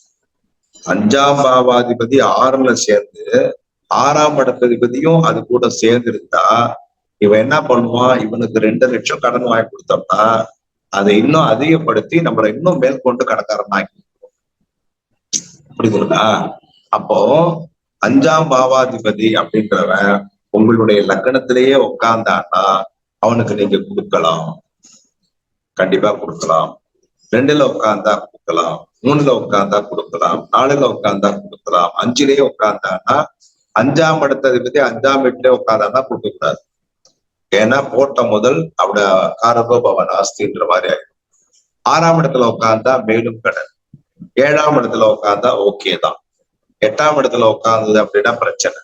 9ஆம் இடத்துல உட்கார்ந்தாருன்னா ஓகே தான். அதே மாதிரி வந்து 10ஆம் இடத்துல உட்கார்ந்தாலும் நல்லது, 11ஆம் இடத்துல உட்கார்ந்தாலும் நல்லது அப்படின்றத வந்து தெரிஞ்சுக்கணும். அப்போ இப்படி எல்லாம் வந்துட்டானாக்கா நாம வந்து தெரிஞ்சுக்கும் போது இதை வந்துட்டானாக்கா நாம புரிஞ்சுக்க வேண்டிய ஒரு தன்மை அப்படின்றத வந்து தற்கால பிரசன்னம் அப்படின்றத தெரிஞ்சுக்கணும். இப்ப ஒண்ணும் இல்லை, இப்ப நம்ம ஒரு ஊருக்கு போறோம். ஊருக்கு போகும்போது பொண்டாட்டி பிள்ளைங்க எல்லாருமே வந்துட்டு ஒரு கார்ல கிளம்புறோம் அப்படின்னாலும் ஒரு வண்டியில கிளம்புனாலும் சரி, எதையுமே பார்க்காம போயிட்டா பிரச்சனை இல்லை. ஆனா ஒரு ஜோதிடனா இருக்கக்கூடியவங்க எப்பவுமே வந்து பாத்தீங்கன்னா நம்ம கை சும்மாவே இருக்காது, நம்ம வாய் சும்மா இருக்காது. அப்பதான் என்ன பண்ணுவோம், அன்னைக்கு என்ன நட்சத்திரம், அன்னைக்கு என்ன ராசி, அன்னைக்கு என்ன காரணம் அப்படின்னு வந்து பார்க்க ஆரம்பிப்போம். அப்ப வந்து நம்ம பார்க்க ஆரம்பிக்கும் போது என்ன ஆகும் அப்படின்னு பாத்தீங்கன்னா நமக்கே வந்துட்டு ஒரு நெருடல் வந்துடும். அப்போ நம்ம என்ன பண்ணணும், ஒரு வெத்தலை பிரசனத்தை போட்டுக்கணும். சந்திரன் அப்படின்றது பிரயாணத்துக்கு அதிபதி, 7ஆம் இடம் என்பதும் பிரயாணத்துக்கு அதிபதி. நான் என்ன சொல்லியிருக்கிறேன், ஒரு விஷயத்துக்கு 2 பாருங்கன்னு சொல்லிட்டேன். அப்போ 7ஆம் இடம் என்பது திறவுகோள், 7ஆம் இடம் என்பது பயணம். அப்போ 7ஆம் இடத்தை வந்துட்டு நாம பார்க்கும்போது என்ன பண்ணணும் அப்படின்னா, 7ஆம் இடத்ததிபதி அப்படின்றவன் அஸ்வினி நட்சத்திரம் 3ஆம் பாதத்துல போய் உட்கார்ந்துட்டான்னா நீங்க போற வண்டி கவுந்து போயிருன்றத நினைச்சுக்கணும். சரிங்களா? அஸ்வினி நட்சத்திரத்துல 3ஆம் பாதத்துல போய் உட்கார்ந்துருச்சு அப்படின்னு சொன்னா அந்த வாகனம் கவுந்து போயிடும் அப்படின்றத துல்லியமா வச்சுக்கணும். அதே மாதிரி வந்துட்டு 7ஆம் பாவாதிபதி நல்ல இடத்துல உட்கார்ந்துருக்கணும் அப்படின்றதும், சந்திரன் அப்படின்றவன் நமக்கு வந்து பீஸ்ஃபுல், நம்ம பயணத்தை வந்துட்டு நல்லபடியா கொண்டு போறவன் அப்படின்னு பாத்தீங்கன்னா சந்திரன் தான். அப்ப வந்து சந்திரன் அப்படின்றவன் நமக்கு வந்து மெயினா லக்னத்திலே உட்கார்ந்தாருன்னா பீஸ்ஃபுல் அப்படின்றத எடுத்துக்கணும். அவன் மறைவு ஸ்தானத்துல வந்துட்டு இருக்கக்கூடாது அப்படின்றத புரிஞ்சு நாம நடந்துக்கணும் அப்படின்றத தெரிஞ்சுக்கணும். அடுத்த தற்கால பிரசன்னம் கிரக நன்மை தீன்மைய வந்துட்டு தெரிஞ்சுக்கணும். முதல்ல வந்துட்டு இப்போ ஜாதகத்தை பத்தி எனக்கு தெரியாது, ஜாதகம்னா வந்துட்டு சுட்டு போட்டாலும் எனக்கு வராது அப்படின்றவங்களுக்கு ஒரு விதமான பிரசன்னம். ஜாதகத்தை பத்தி கரைச்சி குடிச்சு கிரகத்தை பத்தி கரைச்சு குடிச்சவங்களுக்கு ஒரு பிரசன்னம். ஓகேங்களா? இப்ப முதலாவதா இப்போ இந்த ப்ரோக்ராம வீட்டுல பார்த்துட்டு இருக்கக்கூடிய ஒரு மக்களுக்காக சொல்றேன், இது உங்களுக்கும் பயன்படும். உங்களுக்கு கிரகத்தை பத்தி தெரியாது, உங்களுக்கு A to Z எத்தனை கிரகம் இருக்குன்னே தெரியாது, அதனுடைய நன்மை தீமை என்னன்னு தெரியாது அப்படின்னா கவலைப்படாதீங்க. நீங்க எப்படி பார்க்கணும்னு பாருங்க. நீங்க என்ன பண்றீங்க அப்படின்னா 20 ரூபாய்க்கு வெத்தலை வாங்கிட்டு வாங்க, நீங்க எந்த இடத்துக்கு போகணும்ன்றத வந்துட்டு எடுத்துக்கணும். ஓகேங்களா? இப்ப நான் உங்களுக்கு சொல்லக்கூடிய ஒரு பதில் அப்படின்றது வந்து, இப்போ லக்னத்தை ஒரு 20 ரூபாய்க்கு வெத்தலை வாங்கிட்டு வரீங்க, அதை வந்து ஃபுல்லா எண்றீங்க, அதை 10ஆல பெருக்குறீங்க. புரிஞ்சுங்களா? 10ஆல பெருக்குறீங்க, அது கூட ஒண்ணு சேர்க்கிறீங்க, அதை 7ஆல வந்துட்டு வகுக்கிறீங்க, மீதி ஈவுன்னு வரும். ஈவை விட்டுருங்க, மீதி வந்துட்டு என்ன ரிமைண்டரோ அந்த ரிமைண்டர் தான் நமக்கு வந்துட்டு ஒரு கணக்கு. அப்ப ஞாயிறு, திங்கள், செவ்வாய், புதன், வியாழன், வெள்ளி, சனி அப்படின்னு பார்க்கும்போது ஞாயிறு 1, திங்கள் 2, செவ்வாய் 3, புதன் 4, வியாழன் 5, வெள்ளி 6, சனி 7, 0ன்னு வரும், அதுவும் சனிதான் அப்படின்றத எடுத்து. அப்ப நம்ம கிரகத்துக்குள்ள நம்ம போக வேண்டாம். ஓகே, அதாவது வந்துட்டு நமக்கு வந்துட்டு 7ஆவது வெத்தலை அப்படின்றதும் நமக்கு வந்து 7 வெத்தலை கணக்கு வந்துட்டாக்கா வரும், அவ்வளவுதான். ஓகேங்களா? அப்போ 12 பாவம் அப்படின்றத மட்டும் கணக்கு வச்சுக்கங்க. அப்ப 12 பாவம் அப்படின்றது பார்க்கும்போது இப்ப உங்களுக்கு 10ஆல கூட நீங்க பெருக்கணுன்றது கூட பாண்டாங்க, அது கூட உங்களுக்கு தேவையில்லை. 25 ரூபாய்க்கு வெத்தலை வாங்கிட்டு வரீங்க, அதை வந்துட்டு என்னாக்கா வந்து ஃபுல்லா வந்துட்டு என்னாக்கா வந்துட்டு எடுத்து வச்சுட்டு 12 வெத்தலை மட்டும் அதுல இருந்து நீங்க ஷப்பல் பண்ணிக்கோங்க, நல்லா ஷப்பல் பண்ணிக்கோங்க. சீட்டு கட்டு வந்து மாத்தி மாத்தி எடுக்கும் இல்லையா, அதே மாதிரி வந்து ஷப்பல் பண்ணிட்டு அதை என்ன பண்ணணும் அப்படின்னா 12 வெத்தலையை வந்து எடுத்துக்கிட்டேன். 12 வெத்தலை எடுத்துக்கிட்டு 1வது வெத்தலை உங்களை பத்தி, 2வது வெத்தலை தன குடும்ப வாக்குஸ்தானத்தை பத்தி, 3வது வெத்தலை அப்படின்றது வந்து முயற்சி பத்தி, 4வது வெத்தலை ஒரு இடம் வாங்க போறீங்க, 4வது வெத்தலை ஒரு வாகனம் வாங்க போறீங்க, 4வது வெத்தலை ஒரு வீடு வாங்க போறீங்க, 4வது வெத்தலை. ஓகேங்களா? ஒரு ஆஸ்பத்திரியில கொண்டு போய் காமிக்க போறீங்க, 4வது வெத்தலை அப்படின்றத வச்சுக்கோங்க. 5வது வெத்தலை இப்ப ஒரு குலதெய்வ கோயிலுக்கு நம்ம இப்ப போலாமா, அப்படின்னு கேட்டா 5வது இடத்துல பாருங்க. 5வது இடத்துல நல்லா இருந்துச்சுன்னா குலதெய்வ கோயிலுக்கு போங்க. 5வது இடத்துல ரொம்ப டேமேஜா இருக்கு, இப்ப போகாது. புரிஞ்சுதா? 6வது இடத்துல யார்கிட்டனா வந்துட்டு ஒரு கடன் கேட்க போறீங்க. 6வது இடத்துல ரொம்ப அழகா இருந்துச்சுன்னா வாங்காதீங்க, நிறைய கடன் வாங்கிடுவீங்க. 6வது இடத்துல ரொம்ப டேமேஜா இருக்கு அப்படின்னா சரி போய் வாங்கிக்கலாம், நமக்கு வந்து சீக்கிரம் அடைஞ்சிடும் அப்படின்றத எடுத்துக்கணும். ஒரு பொண்ணு பார்க்க போறீங்க, 7வது இடத்துல ரொம்ப சூப்பரா நல்லா இருக்கு அப்படின்னா இப்ப இந்த பொண்ணை போய் பார்த்துக்கலாம் அப்படின்றத எடுத்துக்கணும். நல்லாவே இல்லை, போகாது. 8வது இடத்துல மத்தவங்க பிரச்சனையில தலையிடுறது, இதெல்லாம் வந்துட்டு செய்யலாமா அப்படின்னு கேட்டா 8வது இடத்துல பாருங்க. 9வது இடத்துல சேமிப்பு, உங்களுக்கு வந்துட்டுனாக்கா வந்துட்டு ஒரு தெய்வத்தை போய் பார்க்கணும்னு நினைக்கிறீங்க, ஒரு பிரயாணம் போகணும்னு நினைக்கிறீங்க, ஒரு பசங்களை காலேஜ்ல வந்து சேர்க்கணும்னு நினைக்கிறீங்க. 9வது இடத்துல நல்லா இருந்தா ஓகே, நல்லா இல்ல போகாது. அடுத்தது வந்துட்டுனாக்கா 10வது இடத்துல ஒரு உத்தியோகத்துக்கு போகணும்னு நினைக்கிறீங்க, ஒரு இன்டர்வியூ அட்டன் பண்ணணும்னு நினைக்கிறீங்க. அப்ப வந்து 10வது இடத்துல நல்லா இருந்தா இந்த உத்தியோகம் உங்களுக்கு நல்லா இருக்கும். அப்புறம் நல்லா இல்ல போகாது. 11வது இடத்துல நாம செய்யற தொழில் நமக்கு லாபமா இருக்குமா இருக்காதா அப்படின்னு பார்க்கும்போது 11வது இடத்துல. 12வது இடத்துல நமக்கு வந்துட்டுனாக்கா வந்து நாம செய்யற தொழில் நமக்கு வந்து வேஸ்டான செலவாகுதா இல்ல நல்ல செலவாகுதா அப்படின்னு பார்க்கும்போது 12வது இடத்துல. இது வந்து ஜாதகமே தெரியாத, நம்பரை பத்தியே தெரியாத எல்லாத்துக்குமே வந்து பாத்தீங்கன்னா வெறும் வெத்தலையை வச்சு நீங்க பாத்துக்கலாம். ஓகேங்களா? இது வந்து ஜாதகமே தெரியாது. தெரிஞ்சவங்களுக்கு நீங்க வெத்தலையும் பாருங்க, அதே மாதிரி கோச்சாரத்தையும் பாருங்க, யாரு என்ன கேள்வி கேட்கிறாங்க அந்த லக்னத்தையும் பாருங்க, லக்னாதிபதியும் பாருங்க, லக்னத்துல உள்ள கிரகத்தையும் பாருங்க, லக்னத்தை பாக்குற கிரகத்தையும் பாருங்க. அதே மாதிரி வந்து யாரு என்ன கேள்வி கேட்கிறாங்களோ அந்த கேள்வியும் பாருங்க, கேள்வியாதிபதியும் பாருங்க, கேள்வியாதிபதி உச்சமா நீச்சமா ஆட்சியா மறைவா அப்படின்றதையும் பாருங்க. ஓகேங்களா? அப்போ ஜாதகம் தெரிஞ்சவங்களுக்கு துல்லியமான பலனை அழகா எடுத்து கொடுத்துட முடியும். ஜாதகமே தெரியாதவங்களுக்கு ஓரளவுக்கு நார்மலா இத வந்துட்டு அப்ளை பண்ணி பாதுகாத்துக்க முடியும் அப்படின்றத வந்து தெரிஞ்சுக்கணும். அப்போ ஒரு லக்னத்துல வந்து சூரியன் அப்படின்றது உட்காந்துருச்சுன்னு வச்சுக்க, ஹானஸ்டா ஒரு வேலையை நடத்த வைக்கும், அதுல மாற்றுக்கிறதே கிடையாது. சந்திரன் உட்காந்துருச்சுன்னு வச்சுக்க, மாற்றத்தை கண்டிப்பா பண்ணியே தீரும். செவ்வாய் உட்காந்துருச்சுன்னு வச்சுக்க, நிறைய போராட்டங்கள், நிறைய தேவையில்லாத வந்துட்டானாக்கா பிரச்சனைகள், நிறைய வந்து பாத்தீங்க அப்படின்னா அதுக்கு வந்து ஈடு இணை இல்லாத வந்துட்டு சண்டை சச்சரவு வரும்.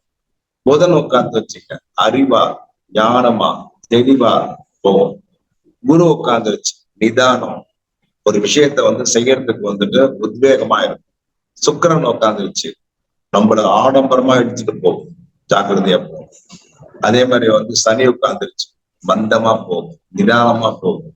நாம சுறுசுறுப்பா இருந்தாலும் அது சுறுசுறுப்பா இருக்க விடாது. ராகு உட்கார்ந்துருச்சு, கிரிமினலா யோசிக்கும். கேது உட்கார்ந்துருச்சு, நியாயமா யோசிக்க வைக்கும்.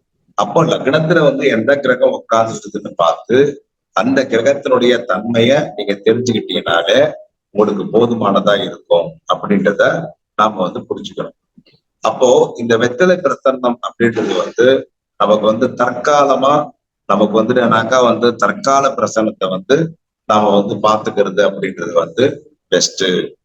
அப்போ நமக்கு வந்து இன்னைக்கு வந்து ஒரு ஜோதிடரா இருக்கிறீங்க அப்படின்னா காலங்காத்தால எந்திரிச்சு நமக்கு வந்து இன்னிய நாள் நமக்கு எப்படி போகும் அப்படின்றத கூட நம்ம வந்து தீர்மானிக்க முடியும். அப்ப காலம்பரை எந்திரிக்கிறீங்க, குளிக்கிறீங்க, அழகா வந்து சாமி கும்பிடுறீங்க. சாமி கும்பிட்டு ஒரு 20 ரூபாய்க்கு வெத்தலை வாங்கிட்டு வந்துட்டு கரெக்டா வந்துட்டுனாக்கா ஒரு கோச்சாரத்தை போடுங்க. கோச்சாரத்தை போட்டுட்டு வெத்தலையை வந்துட்டுனாக்கா எண்ணுங்க, அதை கணக்கு பண்ணுங்க. கணக்கு பண்ணிட்டு எந்த லக்னம் வருதுன்னு பாருங்க. லக்னத்துல இருந்து 12 கட்டம் வரட்டும் நீங்க வந்துட்டுனாக்கா வந்து கணக்கு பண்ணிக்க. 1வது வெத்தலை நீங்க இன்னைக்கு என்ன எப்படி இருக்க போறீங்க. 2வது வெத்தலை பணம் எப்படி வரும், குடும்பம் எப்படி இருக்கும், வாக்கு எப்படி இருக்கும். 3வது வெத்தலை முயற்சி எப்படி இருக்கும். 4வது வெத்தலை சுகங்கள் எப்படி இருக்கும். 5வது வெத்தலை பூர்வ புண்ணியத்தினோட அனுகிரகம் எப்படி இருக்கும் அப்படின்னு வந்துட்டு 12 கட்டத்தினுடைய ஒரு அமைப்பையும் நீங்க தெரிஞ்சுக்கிட்டீங்கன்னா, இப்ப உதாரணத்துக்கு வந்து நீங்க லக்னத்திற்கு 7ஆம் இடத்துக்குரியவனும் லக்னாதிபதியும் ஓகேங்களா, 6, 8, 12 பாதகம், மாந்தி, ராகு, கேது இவர்கள் கூட சேர்ந்துருக்காங்கன்னா அப்ப நம்மளுடைய மனைவி கிட்ட கொஞ்சம் ஜாக்கிரதையா இருக்கணும். அவ்வளவுதான். இன்னைக்கு எதுவும் வாய் பேசக்கூடாது, பேசினா வாங்கிட்டோம் அப்படின்றத தெரிஞ்சுக்கணும். அப்போ நமக்கு லக்னத்திற்கு லக்னாதிபதி நீங்க, லக்னத்துக்கு 7ஆம் இடத்ததிபதி அவங்க. இப்ப இதுவே தன்னுடைய முதலாளி எனக்கும் எப்படி இருக்கும் அப்படின்னா, இப்ப நான் பிரசன்னம் பாக்குறேன், என்னுடைய லக்னமும் என்னுடைய 10ஆம் இடத்ததிபதி என்னோட முதலாளி. ஓகேங்களா?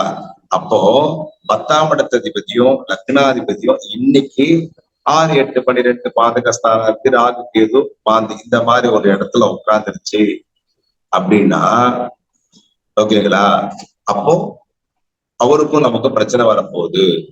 இப்ப லக்னாதிபதியும் 10ஆம் இடத்ததிபதியும் 2ஆம் இடத்துல உட்கார்ந்து 6ஆம் இடத்ததிபதியோ 8ஆம் இடத்ததிபதியோ பாதகாதிபதியோ மாந்தியோ ராகுவோ அந்த 2ஆம் இடத்துல உட்கார்ந்து வச்சுன்னா நம்ம வாயால இன்னைக்கு இட போறோம் அப்படின்றத தீர்மானம் பண்ணிக்க வேண்டியதான். இதுதான் ரொம்ப ஈஸிங்க. ஓகேங்களா? 10ஆம் லக்னாதிபதியும் 10ஆம் இடத்துக்கு 2ஆம் இடத்துல உட்கார்ந்தா நல்லது. இதுவே 6, 8, 12 அதிபதியோ உட்காந்து பாதகாதிபதியோ மாந்தியோ ராகுவோ உட்காந்துருச்சு வச்சுக்கிற, அப்ப வாயால வாய் கட்டிட்டு போற, உனக்கும் ஓனருக்கும் பிரச்சனை வரப்போகுது அப்படின்றத தெரிஞ்சுக்கணும். இப்படித்தான் நாம பிரசன்னத்தை பார்க்கணும். அப்போ ஒரு இப்போ லக்னம் எந்த லக்னமா வருதோ அந்த லக்னத்துக்குரிய கேள்விதான் அவங்க கேட்பாங்க அப்படின்றத தெரிஞ்சுக்கணும். நம்பர் 1. அதே மாதிரி இன்னொரு சூட்சமம் பிரசன்னத்துல யாரு என்ன கேள்வி கேட்கிறாங்களோ, லக்னத்துல எந்த கிரகம் வருதோ அந்த கேள்விதான் அவங்க கேட்க போறாங்கன்றத நம்பர் 1 சூட்சமா எடுத்துக்கலாம். அப்புறம் சந்திரன் இந்த லக்னத்திலிருந்து எத்தனாம் பாவகத்துல சந்திரன் இருக்கோ அந்த பாவத்தினுடைய கேள்வியை கேட்பாங்க.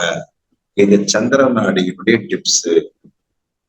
ஓகே, லக்னத்திலிருந்து 12 அதிபதிக்குள்ள சந்திர பகவான் எந்த இடத்துல உட்கார்ந்துக்கிறாரோ அந்த கேள்வியை கேட்க போறாங்க. ஓகேங்களா? இது ரொம்ப முக்கியம். இன்னொரு விஷயம் உங்கள்கிட்ட அட்வான்ஸா சொல்லக்கூடிய விஷயம்னா, இப்போ ஜாதகமே இல்ல வராங்க, முழு பிரசன்னம் பாக்குறீங்க அப்படின்னா லக்னத்திலே இருந்து ஆரம்பிச்சு 12 கட்டத்தையும் சொல்லிடுங்க. ஓகேங்களா? தப்பு இல்லை. ஆனா உங்ககிட்ட ஒரு கேள்விதான் கேட்கிறாங்க அப்படின்னா அந்த கேள்விக்கு ஒரு கேள்விக்குத்தான் நீங்க பதில் சொல்லணும். ஒரே லக்னத்தை வச்சு ஒரே நம்பரை வச்சு அவங்க 10 கேள்வி கேட்டாலும் பதில் சொல்லக்கூடாது அப்படின்றத புரிஞ்சுக்கணும். ஓகேங்களா? இப்போ உதாரணத்துக்கு ஒரு கேள்வி, வெத்தலை இட்டாங்க, உங்ககிட்ட கொடுத்துட்டாங்க. ஓகேங்களா? நம்பர் சொல்லிட்டாங்க. அப்போ ஒரு கேள்விக்கு ஒரு லக்னம் தான் பதில் சொல்லணும். மறுபடியும் அவங்க இன்னொரு கேள்வி கேட்கிறாங்கன்னா மறுபடியும் நீங்க நம்பர் சொல்லுங்க, மறுபடியும் வெத்தலை எண்ணுங்க அப்படின்னு சொல்லிட்டு அதே வெத்தலையை ரொட்டிட்டா இருந்துட்டேனாக்கா எண்ணெய் வச்சு அவங்கள பதில் சொல்லணும். அப்போ 25 ரூபா வெத்தலை என்ன சொல்லணுமான்னு கேட்டா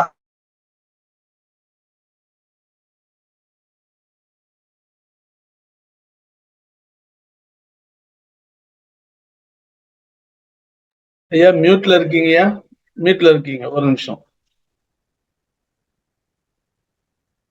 அன்மியூட் பண்ணுங்க.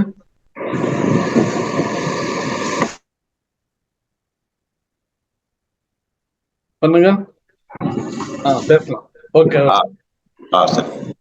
அப்போ நாம என்னன்னாக்கா ஒரு கேள்விக்கு ஒரு பதில் அப்படின்றத தெரிஞ்சுக்கணும். அப்போ இது என்னன்னாக்கா நமக்கு ரொம்ப முக்கியம். அதே மாதிரி கார வெத்தலை அப்படின்னு இருக்கும். அந்த கார வெத்தலையில பலன் சொல்லக்கூடாது, அது ஒண்ணு. அதே மாதிரி பாக்கு அப்படின்னு பாத்தீங்க அப்படின்னா பாக்கை பொறுத்த வரைக்கும் உடஞ்ச பாக்கு, அதே மாதிரி என்னன்னாக்கா முழுமை இல்லாத பாக்கு, அதே மாதிரி ரோஜா பாக்கு, அப்புறம் பாத்தீங்கன்னா இன்னைக்கு எல்லாம் பாத்தீங்கன்னா பாக்குன்ற பேர்ல குப்பையை தூக்கி அதுல அஜந்தா மஜந்தா இந்த மாதிரி அஜந்தா நல்ல பாக்கு, அது கூட மஜந்தான்னு ஒண்ணு வரும். ஓகேங்களா? இந்த மாதிரி எல்லாம் அஞ்சலி இந்த மாதிரி பார்க்கலாம். இது மாதிரி ஒரு குப்பையா இருக்கக்கூடிய ஒரு பாக்கு இருக்கு அப்படின்னா அதெல்லாம் வந்து பாத்தீங்கன்னா குலதெய்வம் நமக்கு வந்து வேஸ்டா ஆயிடுச்சு, குலதெய்வம் நமக்கு சப்போர்ட் பண்ணலன்னு அர்த்தம். அப்போ ஒரு ரோஜா பாக்கு, ஒரு நிஜாம் பாக்கு, ஒரு அஜந்தா பாக்கு, ஒரு களிப்பாக்கு, இந்த மாதிரி பாக்குகள் இருந்துச்சு அப்படின்னா, யூஸா இருக்கக்கூடிய பாக்கு இருந்ததுன்னா குலதெய்வம் நமக்கு வேலை செய்யுதுன்னு அர்த்தம். இதுவே வந்துட்டானாக்கா பாக்க வெட்டி போட்டு பாக்கு அந்த அஷ்ட கோணத்துல பாத்தீங்கன்னா பாக்கு பாக்குறதுக்கே ஒரு மாதிரி அந்த மாதிரி இருக்கு.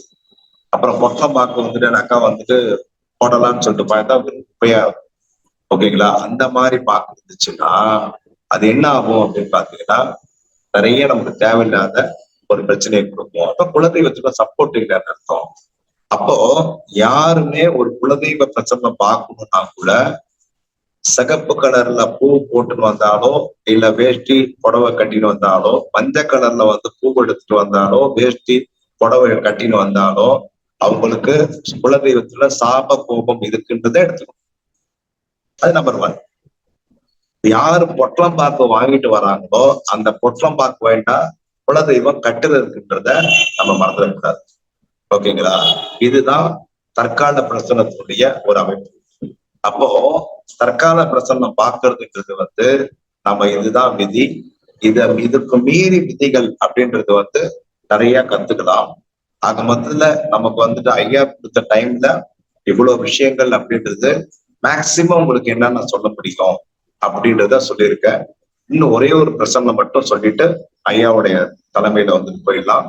இப்போ உதாரணத்திற்கு ஏதோ ஒரு கேள்வி கேட்கிறாங்கன்னா வெத்தலையை வாங்கிட்டு வர சொல்றீங்க, பலன் சொல்றீங்க அப்படின்னா உதாரணத்துக்கு ஒரு இன்வெஸ்ட்மெண்ட் பண்ணலாமா அப்படின்னு கேட்கும்போது 9ஆம் இடம் தான் இன்வெஸ்ட்மெண்ட்.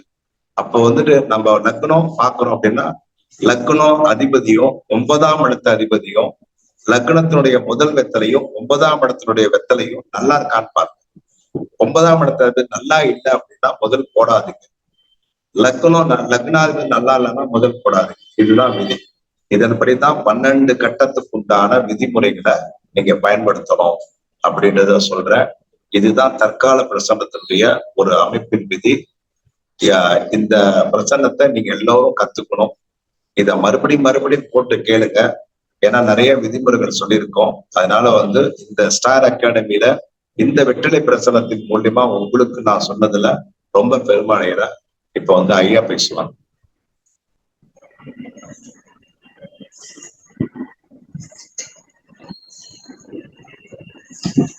நன்றி ஐயா. தாம்பூல பிரசன்னம், தற்கால தாம்பூல பிரசன்னம் சொன்னா நிறைய விவரங்கள், புதுமையான விவரங்கள்லாம் நிறைய கொடுத்துருக்காங்க. அன்றாடம் காரியங்களில் ஈடுபடும் போது இந்த தாம்பூல பிரசனத்தை எப்படி பயன்படுத்தலான்றதுக்கான நிறைய வழிமுறைகள் சொல்லியிருக்காங்க. நிறைய புதிய தகவல்கள், நல்ல ஒரு ஆக்கப்பூர்வமான தகவல்கள். மிக்க நன்றி ஐயா. அன்பர்கள் இது சம்பந்தமா ஏதேனும் சந்தேகம் இருந்தா ஹேண்ட் ரைஸ் பண்ணலாம். ஐயா அவர்கள் உங்களுடைய சந்தேகங்களுக்கான தெளிவை கொடுப்பாங்க. நம்ம ஐயா வெங்கட்ராமன், அல்லூர் வெங்கட்ராமன் ஐயா இணைப்புல இருக்காங்க. ஐயா ஐயா நீங்க அன்மியூட் பண்ணிட்டு பேசலாங்க ஐயா.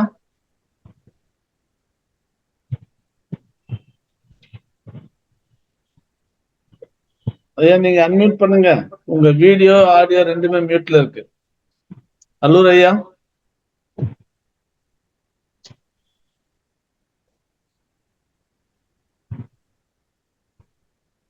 சரி ஐயா வரட்டும். கோவிந்தராஜன் பாலாஜி, நீங்க அன்மியூட் பண்ணிட்டு உங்க விஷயத்தை கேட்கணும். ஐயா வணக்கம். ஐயா சொல்லுங்க ஐயா. ஐயா வணக்கம் ஐயா. இந்த கிளாஸ் நல்லா இருந்ததுங்க ஐயா. எங்களுக்கு ஒரு நல்ல இன்ட்ரோடக்ஷனா இருந்தது. இதை பத்தி எனக்கு சரியா தெரியாது. ஒரே ஒரு சந்தேகம், கடைசியா சொன்னீங்க ஒரு கொஸ்டினுக்கு நம்ம 12 வெத்தலை அங்க இருந்து வாங்கிக்கணும்னு சொன்னீங்க.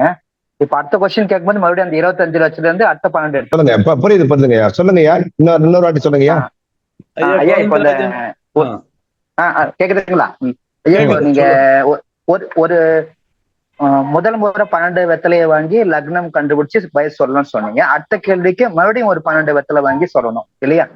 இல்ல அதாவது வந்துட்டேனாக்கா வந்து புரியல அப்படின்னா, ஒரு 20 ரூபாய்க்கு வெத்தலை வாங்கினா நிறைய வெத்தலை வரும். அந்த 20 ரூபாய்க்கு வெத்தலையில வந்துட்டு நாம வந்து ஃபுல்லா எண்ணிட்டு அதை வந்துட்டேனாக்கா 10ஆல வந்துட்டு பெருக்கணும். அது கூட 1 சேர்க்கணும். அதை 7ஆல வகுக்கணும். 7 வகுத்துட்டோம் அப்படின்னா மீதி வரும், ஈவி வரும். அந்த ஈவை விட்டுணும், மீதியை வந்துட்டு எடுக்கணும். அது நம்பர் 1. அடுத்தது வந்து பாத்தீங்கன்னா, ஒரு கேள்விக்கு வந்து நாம என்ன பண்ணணும் அப்படின்னா 12 வெத்தலை வந்துட்டுனாக்கா எடுத்துக்கிறதுல வந்துட்டு முழு பலனை நாம தெரிஞ்சுக்கணும் அப்படின்னு சொன்னாக்கா, அது வந்து 12 வெத்தலையினுடைய பாவத்தையுமே நம்ம வந்து எடுத்துக்கணும் அப்படின்னா 12 வெத்தலையை நம்ம வந்து பார்க்கணும்.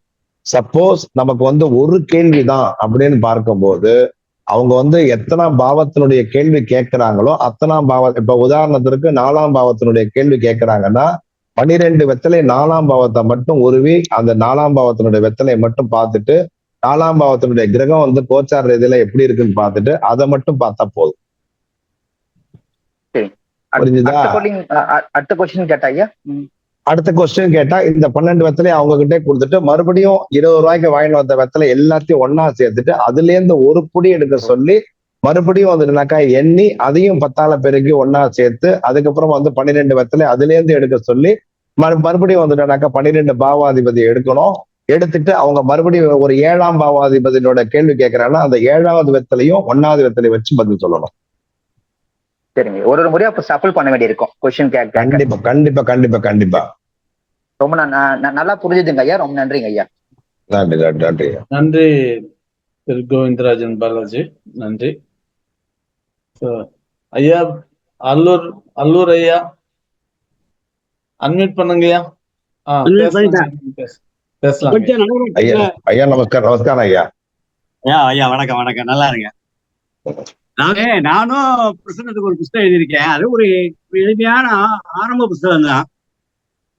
நீங்க சொல்ற விளக்கங்கள்லாம் பார்க்கும் பொழுது இன்னும் கொஞ்சம் நிறைய எழுதிருக்கலாமோன்னு தோணும்.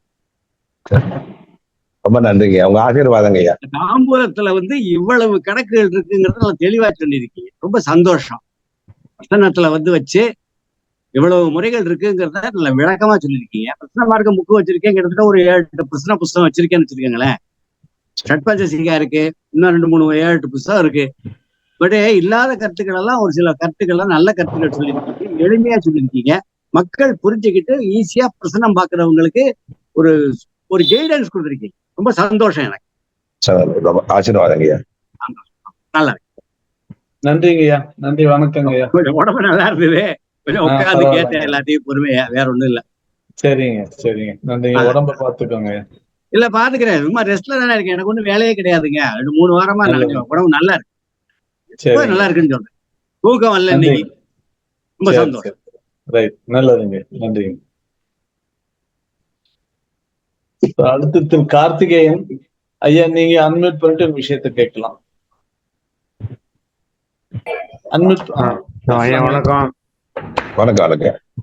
அந்த நம்ம வந்து ஆயுள் ஸ்தானம் சொல்லி 3ஆம் இடமும் 8ஆம் இடமும் எடுத்துக்கிறோம்ல, அந்த மாதிரி பார்க்கும்போது இந்த மாதிரி ஆயுள் சம்பந்தமா கேட்கும்போது இந்த 3ஆவது வித்திலையோ 8ஆவது வித்திலையோ ரொம்ப டேமேஜ் ஆயிடுன்னு சொன்னா ஆயுள் பக்கத்துல ஆயுள் பங்கம் அப்படின்னு எடுத்துக்கலாமா? ஆமா. ஆயுள் அதாவது வந்து 8ஆவது வெத்தலை வந்து பாத்தீங்கன்னா பாதி நல்ல பலன்களை சொல்லலாம், பாதி வந்து கெட்ட பலன்களை சொல்லலாம். அப்போ வந்து ஒரு 8ஆவது வெத்தலை அப்படின்றது வந்து நல்லா இல்லை அப்படின்னா ஆயுள் பங்கம் இருக்கு அப்படின்றத எடுத்துக்கணும். மியூட்ல இருக்கீங்கயா? சரியா? அந்த ஒண்ணுதான் கேட்டேன். ரைட். நன்றிங்கய்யா. நன்றி கார்த்திகேயன். அடுத்து கதிரவன் சார். சார் நீங்க அன்மியூட் பண்ணிட்டு விஷயத்தை கேட்கலாம். கதிரவன் சார். ரைட். ஓகே, கேட்கலாம். ஐயா வணக்கம் ஐயா. ஹலோ. சொல்லுங்க ஐயா. இப்ப 12 வெத்தலைய வந்து கவுண்ட் பண்ணிட்டு அதுல இருந்து பார்த்து சொல்ல சொன்னாரு சாரு. அந்த ஒரு பாவத்துண்டான ஒரு வெத்தலையை உருவும் போது அது நல்லா இருக்கு நல்லா இல்லைன்னு எப்படி ஐயா பாக்குறது? நல்லா இருக்க நல்லா இல்லைன்னா அந்த வெத்தலை வந்து பாத்தீங்கன்னா நல்லா ஒரு மாதிரி வந்து அழுக்கா இருந்து அது வந்துட்டுனாக்கா வந்துட்டு ஒரு வெட்டு இருந்து அந்த மாதிரி வந்துட்டு எதனாவது இருந்துச்சு அப்படின்னா அதை நம்ம வந்துட்டுனாக்கா தெரிஞ்சுக்கலாம், கிழிஞ்சிருக்கும். இல்ல அப்படின்னா வந்துட்டுனாக்கா வந்து ஒரு மாதிரி வெட்டு இருக்கும். அதெல்லாம் வந்து பார்த்து தெரிஞ்சுக்கலாம் நம்ம. ஓட்டையா இருந்தாலும் கிழிசலா இருந்தாலும் அது நல்லா இருக்கு நல்லா இல்லைன்னு தெரிஞ்சுக்கலாம் நம்ம. இப்ப டேமேஜ் இருந்தா எப்படி சொல்லணும், நல்லா இருந்தா எப்படி சொல்லணும் ஐயா? அதான் வந்துட்டுனாக்கா 6வது வெத்தலை, 8வது வெத்தலை, 12வது வெத்தலை இதெல்லாம் வந்து டேமேஜா இருக்கிறது நல்லது. அதே மாதிரி வந்துட்டுனாக்கா மத்தபடி இருக்கக்கூடிய வெத்தலைகள் வந்து பாத்தீங்கன்னா ஆஹ் இதுவா இருந்ததுனாக்கா அதாவது வந்துட்டு கிழிஞ்சு போய் ஒரு ஓட்டையாகி ஒரு நஞ்சு போய் ஒரு பழுத்து போய் ஒரு மாதிரி பாசி பிடிச்சு போய் இருந்தது அப்படின்னா அதெல்லாம் வந்து பாத்தீங்கன்னா ரொம்ப வந்து பதில்கள் புரியுதுங்களா? ஐயா கதிரவன் ஐயா, கதிரவன் ஐயா. ரொம்ப நன்றி ஐயா. நன்றி நன்றி நன்றிங்க. நன்றிங்க. அடுத்து அசோக்குமார் ஐயா கொழும்புல இருந்து. ஐயா நீங்க அன்மியூட் பண்ணிட்டு உங்க விஷயத்தை கேட்கலாங்க. ஐயா வணக்கம் ஐயா. வணக்கம் ஐயா. வணக்கம் ஐயா. ரொம்ப அருமையான விளக்கம், ரொம்ப நன்றி. எனக்கு சின்ன கேள்விகள் இருக்கு. அதாவது அந்த கொண்டு வர வித்தலைய 10ஆல பெருக்கி 1 கூட்டி 7ஆல பிரிக்க சொன்னீங்க. அதுல வகுக்க சொன்னாங்க ஐயா. வகுக்க சொன்னேன். 7ஆல வகுக்க சொல்றது வகுக்க சொன்னீங்க. அது வந்து உதாரணமா ஒரு ஈவு எடுக்க வேணாம், மீதி மாத்திரம் ஒரு 7ன்னு வந்தா அப்ப அது வந்து சனி பகவான் நம்ம எடுத்துப்போம். அது வந்து இப்ப கோச்சாரத்துல சனி இருக்கிற கட்டம் லக்னமா எடுக்கிறதா சார்? ஆமாங்க ஐயா. ஆமா. அதாவது கோச்சாரத்துல லக்னம் இருந்து அதை நம்ம லக்னம் எடுத்து நம்ம கால்குலேட் பண்ணிக்க வேண்டியதுதான். ஆமா. Right sir, thank you for that. அடுத்தது வந்து இப்ப நம்ம ஊர்ல எல்லாம் பாத்தீங்கன்னா இந்த வெளிர் பச்சை கிடைக்காதுங்க. அதாவது இருக்கிறதே டார்க் கலர்ல இவங்க சில சமயங்கள்ல கிடைச்சி அதை ரெண்டையும் மிக்ஸ் பண்ணி கொண்டாந்தாங்கன்னா அதனால ஏதாவது வித்தியாசங்கள் வருமா? ஒண்ணு இல்ல நமக்கு வந்து சப்போஸ் வந்துட்டானாக்கா வந்து வெத்தலை வந்துட்டு எப்படி இருந்தாலும் வந்து பரவாயில்ல. அதாவது வந்து கார வெத்தலையில வந்துட்டு பலன் சொல்லக்கூடாது அப்படின்றது ஒரு கணக்கு இருக்கு. அப்படி சப்போஸ் வந்து கலர் வெத்தலையா இருந்தா அது பிரச்சனை இல்லை. அது கிழியக்கூடாது, ஓட்டையாக கூடாது, கிழிசலா இருக்கக்கூடாது, அது வந்து டேமேஜா இருக்கக்கூடாது. அவ்வளவுதான்.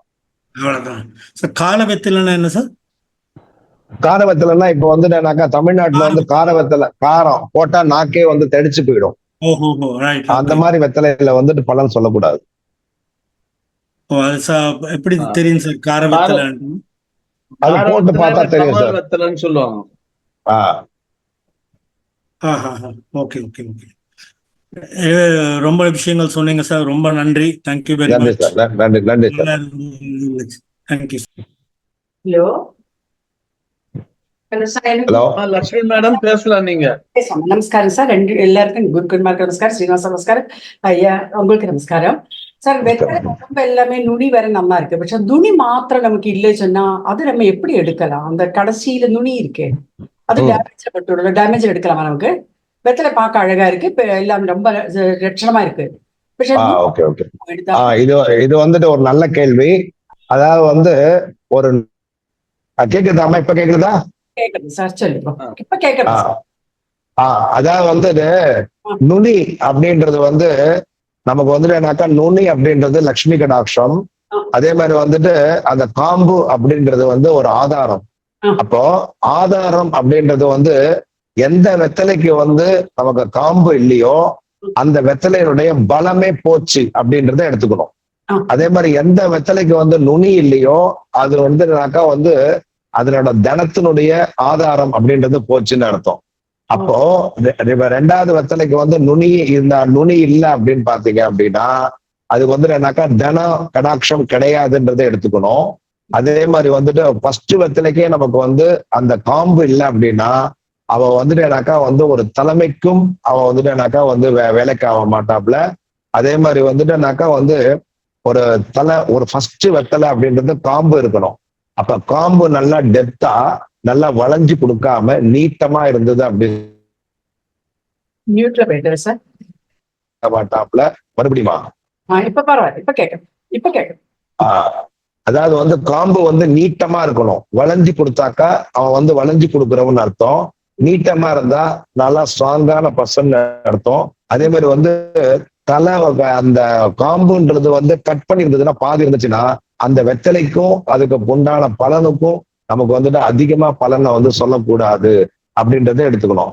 அப்போ காம்பு அப்படின்றது வந்து ஒரு ஆதாரமும், நுனி அப்படின்றது ஒரு கடாட்சமும். அப்போ அந்த எந்த வெத்தலையில நுனி இல்லையோ அது கடாட்சம் இழந்துடுறது. எந்த வெத்தலை இது காம்பு இல்லையோ அந்த வெத்தலுக்கு வந்து அதிகாரத்தை இழந்துடுறது அப்படின்றத தெரிஞ்சுக்கணும். புரிஞ்சுதா? சார் ரொம்ப நன்றி, ரொம்ப நன்றி சார். நமஸ்காரம் சார், உங்களுக்கு நமஸ்காரம். மாதேவ் சார். நன்றி லட்சுமி அம்மா, நன்றி. அடுத்து தர்மன் சார். சார் நீங்க அன்மியூட் பண்ணிட்டு உங்க விஷயத்தை கேட்கலாம். சார் வணக்கம் சார். வணக்கம் சார். மாதவி சார் வணக்கம் சார். வணக்கம் சார். சொல்லுங்க சார். சார் இது திருமண பொருத்தம் எப்படி சார் பாக்குறது? திருமண பொருத்தம் பார்க்க வராங்க, எப்படி பாக்குறது? திருமண பொருத்தம் பார்க்க வராங்க அப்படின்னா 2 பேரையுமே வந்துட்டு 20 ரூபாய்க்கு வெத்தலை வாங்க வச்சிடணும். வாங்க வச்சுட்டு ரெண்டு பேருக்குமே வந்து நல்லாக்கா கணக்கு போடணும். 2 A4 ஷீட் எடுத்துக்கணும். 2 A4 ஷீட் எடுத்துக்கிட்டு இந்த பக்கமும் கோச்சாரத்தை வந்து போடணும். இந்த பக்கம் 2 வெத்தலையும் வச்சுக்கணும். வச்சுட்டு 1ஆம் பாவத்துல இருந்து 12ஆம் பாவம் வரலையும் வந்து பாத்தீங்கன்னா இப்போ ஒரே வெத்தலை தான் வாங்கிட்டு வந்துட்டாங்க அப்படின்னு சொன்னாக்கா, இப்போ பொண்ணு வீட்டுல வாங்கிட்டு வந்தாலும் சரி, பையன் வீட்டுல வாங்கிட்டு வந்தாலும் சரி, 2 பேரும் காம்பினேஷனா ஒரே வெத்தலை வாங்கிட்டு வந்துட்டாங்க. ஒரு 20 ரூபாய்க்கு தான் வெத்தலை வாங்கிட்டு இருக்காங்கன்னா பொண்ணை வந்து லக்னமா எடுத்துக்கணும், பையனை வந்துட்டு 7ஆம் இடமா எடுத்துக்கணும். ஓகேங்களா? சப்போஸ் 2 பேருமே வெத்தலை எடுத்துட்டு வந்துட்டாங்கன்னா இந்த இவங்க வாங்கிட்டு வந்த வெத்தலைக்கு வந்துட்டு இவங்களுடைய லக்கணமோ, இவங்க வாங்கிட்டு வந்த வெத்தலைக்கு இவங்கள லக்கணத்துக்கு எதுவா 2த்தையும் காம்பினேஷனா வச்சுட்டு இந்த லக்னத்திற்கு 7ஆம் இடம் 12 கட்டத்துக்கு உண்டான பலன். அப்ப இந்த பொண்ணை கல்யாணம் பண்ணா எப்படி இருப்பாங்க, அதே மாதிரி 2ஆம் இடம் எப்படி இருக்கும், 3ஆம் இடம் எப்படி இருக்கும், 4ஆம் இடம் எப்படி இருக்கும், எல்லாத்தையும் வந்துட்டாக்கா இவங்க 2 பேரும் 12 கட்டத்தையும் 12 பாவத்தை வந்து சொல்லணும். அதே மாதிரி இந்த பொண்ணை பத்தியும் 12 பாவத்தை வந்து சொல்லணும். அப்போ இந்த வெத்தலைக்கு வந்து லக்னத்துக்கு வந்து எத்தனாம் இடத்திற்கு வந்திருக்குதோ, இப்ப உதாரணத்துக்கு வந்து ஒரு லக்னம் வந்திருக்கு, துலா லக்னம் வந்திருக்கு. துலா லக்னத்திற்கு 7ஆம் இடத்ததிபதி அப்படின்றவன் இந்த வெத்தலைக்கு எங்க உட்கார்ந்துருக்கான்னு பார்க்கணும். அதே மாதிரி இந்த பொண்ணு வாங்கின வந்த வெத்தலைக்கு லக்னத்திற்கு வந்துட்டு 7ஆம் இடத்ததிபதி எங்க உட்கார்ந்து பார்த்து இந்த 7ஆம் இடத்ததிபதியும் இந்த 7ஆம் இடத்ததிபதியும் கரெக்டா ஒரே காம்பினேஷன்ல உட்கார்ந்துருக்காங்களா இல்ல எதிர்க்கு முதலுக்கு உட்கார்ந்துருக்காளான்னு பார்த்து பலன் சொல்லணும். புரிஞ்சுதா? ரொம்ப நன்றி சார். Thank you sir. தேங்க்யூ. நன்றி தர்ம சார், நன்றி. அடுத்து நிறைவாக ஐயா ஜெயச்சந்திரன் ஐயா, நீங்க அன்மியூட் பண்ணிட்டு உங்க விஷயத்தை கேட்கலாம். ஐயா வணக்கம் ஐயா. சீனிவாச ஐயா, மாதவ ஐயா, 2 பேருக்கு வணக்கம். வணக்கம். கேக்குதுங்களா? கேக்குதுங்கய்யா. இப்போ ஐயா வந்து இந்த பகல் நேரத்துல வந்து பார்த்தாலும் மாலையில பார்த்தாக்க இந்த சுண்ணாம்பு தடவாத பக்கம் தடவுற பக்கம் பார்த்து என்னன்னு சொன்னாங்க. அது கொஞ்சம் தெளிவா சொன்னா பரவாயில்ல. என்ன ஐயா புரியல? இப்ப இந்த வெற்றிலை எண்ணும் பொழுது காலையில பார்த்தாக்க சுண்ணாம்பு தடவாத பக்கம் அப்படின்னு சொன்னீங்க. மாலை மத்தியானத்துக்கு மேல பார்த்தா சுண்ணாம்பு தடவுற பக்கம் அப்படின்னு சொன்னீங்க. அது கொஞ்சம் தெளிவா சொன்னீங்கன்னா பரவாயில்ல. அது எப்படி சுண்ணாம்பு மேல் பகுதி அப்படின்றத தடவ மாட்டோம். நம்ம எப்பவுமே வெத்தலை வாங்கிட்டு வந்துட்டு அதை நல்லா தொடச்சிட்டு அது வந்து மேல் பகுதி எடுக்க மாட்டோம், பின்னாடி திருப்புவோம் இல்லையா? நரம்பு பகுதிகள்லாம் நிறைய நல்லா தெரியுங்களா? அந்த பகுதி தான் வந்து பாத்தீங்கன்னா சுண்ணாம்பு தடவுறது. அது நமக்கு வந்து மத்தியானத்துக்கு மேல வந்துட்டு எடுத்துக்கணும். காலம்பர்லேருந்து வந்து பாத்தீங்கன்னா சுண்ணாம்பு தடவாத பக்கம்ன்றது அந்த பச்சை பசைன்னு இருக்கும் இல்லைங்களா?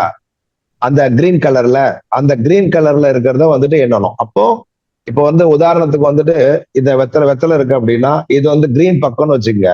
கிரீன் பக்கமா பாத்தீங்கன்னா 1 2 3 4 எண்ணம். சப்போஸ் மத்தியானத்துக்கு மேல வந்தோம்னா இந்த வெத்தலை அப்படியே திருப்பிக்கிட்டு வந்து பாத்தீங்கன்னா எண்ணணும். ஓகேங்களா?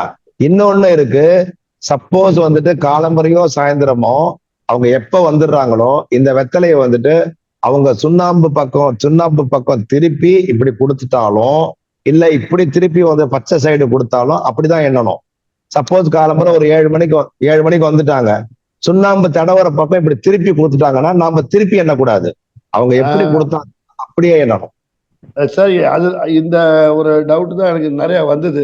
இப்ப நீங்க சொன்னீங்க இல்லையா, அவங்க எந்த பக்கம் நம்மளை பார்த்து கொடுக்குறாங்க வெத்தலை அப்படின்னு ஒண்ணு இருக்குல்ல. ஆமா, அவங்க கொடுக்குற பக்கத்தையே நம்ம எடுத்துக்கிடுங்கிறது தான் முக்கியம்.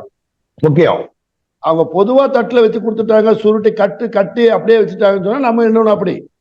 ஆமா, அப்படி வந்துட்டு வெத்தலையை கட்டி கொடுத்துட்டாங்கன்னா அதுக்கப்புறம் அவுத்து எண்ணுங்கிறப்ப நம்ம நீங்க சொல்ற மாதிரி எண்ணணும். ஆமா, அப்ப அவங்களே அவுத்து எந்த பக்கம் பார்த்து நமக்கு கொடுக்குறாங்களோ அந்த பக்கத்தை அப்படியே வச்சுக்கணுமே தவிர அதை மாத்தக்கூடாது. ஆமா, அதே மாதிரி வந்து நுனி வந்து நம்மளை பார்த்து நுனி வந்து நம்மளை பார்த்து கொடுத்தாங்கன்னா அவங்களோட கேள்வி எல்லாமே நம்மளே தான் கேட்டுட்டு இருப்பாங்க. அவங்க எதுவும் வாய் பேச மாட்டாங்கன்னு அர்த்தம். அதே வந்து நுனி அவங்க பக்கம் வந்துட்டு ஏன்னா இருந்துச்சு அப்படின்னா எல்லாமே வந்துட்டு அவங்களே நம்ம கிட்ட வாய் வளரிடுவாங்க. நமக்கு ஈஸி அப்படின்றத எடுத்துக்கணும். சரி, ஓகே, ரொம்ப நல்லா கரெக்டா. நன்றி ஜெயச்சந்திரன் ஐயா. நன்றி நன்றி நன்றி. ஐயா, கிட்டத்தட்ட நிகழ்ச்சியோட நிறைவுக்கு வந்துட்டோம். சரிங்க, நல்ல ஒரு பயனுள்ள நிகழ்ச்சி. அசோக் ஐயா மீண்டும் ஹேண்ட் ரைஸ் பண்ணியிருக்காங்க. ஐயா, அசோக் ஐயா, நீங்க உங்க விஷயத்த கேட்கலாம். அதாவது இப்ப இந்த வெத்தலை நுனி வந்து நீங்க லக்ஷ்மி கடாட்சம்னு சொன்னீங்க. அந்த நுனி சில சமயங்கள்ல வந்து லெஃப்ட் ஹேண்ட் சைடோ ரைட் ஹேண்ட் சைட்லயோ திரும்பி இருந்ததுன்னா அது எப்படி சார் அது பாக்குறது? அதாவது வந்துட்டுனாக்கா வந்துட்டு வலம்புரி இடம்புரி அப்படின்றது வந்துட்டு இருக்கு. அப்ப வந்துட்டுனாக்கா வலம்புரி அப்படின்றது வந்து பாத்தீங்கன்னா ஒரு எப்பவுமே வந்துட்டுனாக்கா ஜெயிச்சது அப்படின்றது இடம்புரி. அதே மாதிரி வந்துட்டுனாக்கா ஒரு விஷயத்தை எதிர்பார்க்கறது அப்படின்றது வலம்புரி. அப்போ ஒரு வெத்தலை அப்படின்றது நமக்கு இடம்புரி வந்துருச்சு அப்படின்னா அதை ஜெயிச்சு நம்ம வந்துட்டோம்னா கண்டிப்பா அதை வந்து இலக்க அடைஞ்சிருவோம் அப்படின்றது அர்த்தம்.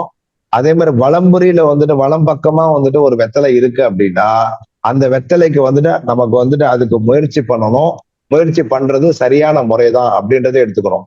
சப்போஸ் நீட்டா இருக்கும், ஓகேங்களா, நீட்டா இருந்ததுனாதான் அது வந்து என்னாக்கா நமக்கு வந்து நேர்மையா போராடணும். இதற்கு நம்ம குறுக்கு வழி எந்த வழியும் வந்துட்டு பண்ணக்கூடாது அப்படின்றத தெரிஞ்சுக்கணும். அப்போ வலம்புரினா நம்ம முயற்சி பண்ணணும், இடம்புரினா நம்ம ஜெயிச்சு நின்றுடுவோம். நேரா வெத்தலை இருந்ததுன்னா அதுக்கு நம்ம வந்து போராடணும் அப்படின்றத எடுத்துக்கணும். புரிஞ்சுதா? புரிஞ்சது சார், புரிஞ்சது. Okay okay okay okay sir. சில வெத்தலைகள் கொண்டாந்து கொடுக்கும் போது அங்க நூல்ல கட்டி கொடுப்பாங்க சார். அதாவது நம்மளா பிரிச்சுக்கிற மாதிரி அப்படி கொடுத்தா அப்படி இருந்ததுன்னா அவங்க வந்துட்டு எல்லாமே அப்படியே கொண்டு வந்து நம்ம கிட்ட கொடுத்துடுறாங்க அப்படின்னா அவங்க எந்த கேள்விக்காக வந்திருக்காங்களோ அந்த கேள்விக்கு வந்து அவங்க இன்னும் முயற்சி எடுக்கவே இல்லை. அப்ப சப்போஸ் நாமளே அவங்களுக்கு வந்துட்டு இப்படி பண்ணுங்க, இதை பரிகாரம் பண்ணுங்க, இதை செஞ்சா அவங்களுக்கு ஓகே ஆகும்னு சொன்னா கூட அவங்க என்ன பண்ணுவாங்க, அதை முயற்சி எடுக்க முடியாது. அப்போ அவங்க வந்துட்டு அதை முயற்சியே எடுக்கலன்னு தான் அர்த்தம், சோம்பேறின்னு அர்த்தம் மொத்தத்துல. சார், இந்த வெத்திலைகள் வச்சு அதுக்கு பரிகாரங்கள் சொல்லலாமா சார்? இந்த வெத்திலை பிரசன்னத்துக்கு நிச்சயமா சொல்லலாம். இப்ப வந்துட்டுனாக்கா வந்துட்டு பரிகாரத்துக்குன்னு வந்துட்டு வெத்தலையே வந்துட்டு நம்ம வந்து 12 பாவத்தை எடுத்துட்டு அந்த 12வது பாவத்துல வந்து பாத்தீங்கன்னா எந்த வெத்தலை எந்த கேள்வி கேட்கிறாங்களோ அந்த கேள்விக்கு தகுந்த மாதிரி பலனை வந்துட்டு எடுத்துக்கலாம். இப்போ எந்த லக்னம் வருதோ அந்த லக்னத்தை வந்துட்டு எந்த கிரகம் பார்க்குதோ அதே மாதிரி வந்துட்டு வணக்கங்க பிரசன்னம் முடிக்கும் முறை எதுவும் சொல்றேங்க. அதாவது வந்துட்டு நம்ம வந்துட்டு என்னாக்கா பரிகார பிரசன்னம்னு எடுத்துன்னா எந்த நமக்கு வந்துட்டு என்னாக்கா நம்பர் வருதோ அந்த நம்பருக்கு உண்டான கிரகம் வருதோ அந்த கிரகத்தை எந்த கிரகம் நமக்கு வந்து பாக்குறதோ அந்த பாக்குற கிரகத்துக்கு பரிகாரம் பண்ணோம்னா நமக்கு வந்து சக்சஸ் அப்படின்றத எடுத்துக்கணும். அப்போ வந்துட்டு அது எந்த கிரகம் வேணாலும் பார்க்கலாம், ஓகேங்களா, எந்த கிரகம் வேணாலும் பார்க்கலாம். அந்த பாக்குற கிரகத்திற்கு பரிகாரம் பண்ண சொன்னா நமக்கு ஓகே அப்படின்றத வந்து தெரிஞ்சுக்கணும். புரிஞ்சுதா? ஒரு கிரகம் பார்க்காட்டி அப்படின்னும் போது எந்த கிரகம் உட்கார்ந்து இருக்குதோ அந்த கிரகத்தினுடைய 7ஆம் இடத்ததிபதி யாரோ அந்த 7ஆம் இடத்தினுடைய கிரகத்துக்கு நம்ம பரிகாரம் பண்ணலாம். Super sir, super. ஓகேங்களா? ஆமா, இது வந்துட்டு ஒரு கணக்கு இருக்கு. ரொம்ப நன்றி சார், தேங்க்யூ. 7ஆம் இடம் தான் சாவி, எல்லா லக்னத்திற்கும் 7ஆம் இடம் தான் சாவி. Okay sir. Okay, thank you sir. இப்போ ஓகே, பிரசன்ன முடிக்க முறைன்னு அப்படி கேட்டிருக்கிறாங்க. பிரசன்ன முடிக்க முறை அப்படின்றது நம்ம வந்து எந்த வெத்தலை வாங்கிட்டு வராங்களோ என்ன மாதிரி கேள்வி கேட்கிறாங்களோ அதெல்லாம் முடிச்சிட்ட பிறகு அந்த வெத்தலையை வந்து மறுபடியும் நாம என்ன பண்ணணும், ஒண்ணு ஜலத்துல வந்து அதாவது தண்ணியில வந்து நினைச்சிட்டு அதை என்ன பண்ணணும், யாராவது போட்டுக்கிறாங்க அப்படின்னா அவங்க கிட்ட கொடுக்கணும்.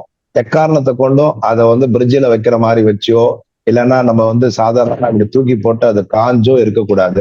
நாம பிரசன்னம் பார்க்கிற வெத்தலை நமக்கு காஞ்சுது அப்படின்னு சொன்னா நாம பிரசன்னம் பார்த்த ஒரு பலனும் கெட்டு போயிடும். அதே மாதிரி வந்து பிரசன்னம் பார்க்கக்கூடிய தெய்வஞ்சரும் அடுத்த பிரசன்னம் பார்க்கிறவர்களையும் ரொம்ப வந்துட்டு வறுமையில கஷ்டப்படுவாங்கன்னு அர்த்தம்.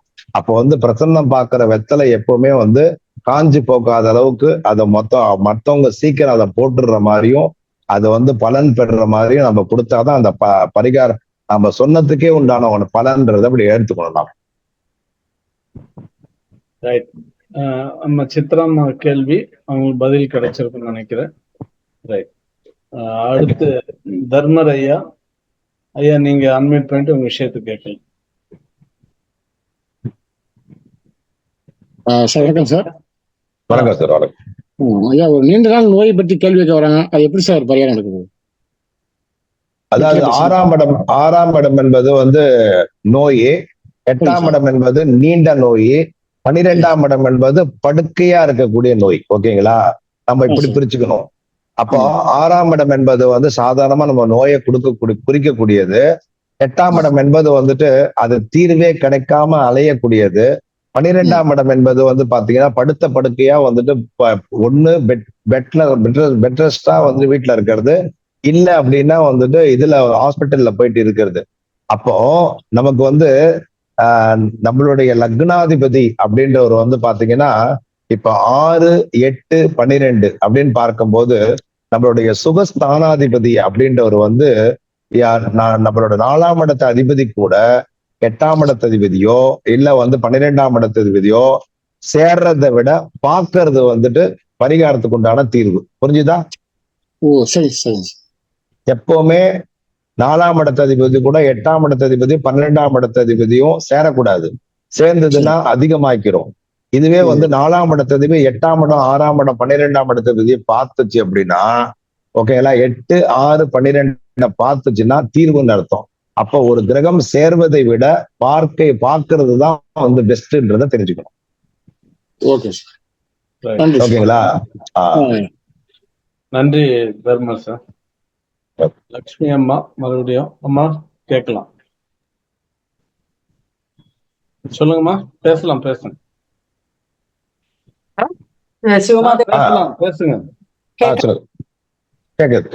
ஸ்ரீனிவாச ஐயர் பர்மிஷன்ல உங்களோட கிளாஸ் ரொம்ப நல்லா மனசுல இருக்கு சார். நீங்கள் இதுல யூடியூப்ல எல்லாம் போடுறீங்களா? அவங்க நம்பர் சார்ட்ட கேட்டு ஸ்ரீனிவாசோட பர்மிஷன்ல இதுல போட்டு தரீங்களா சார்?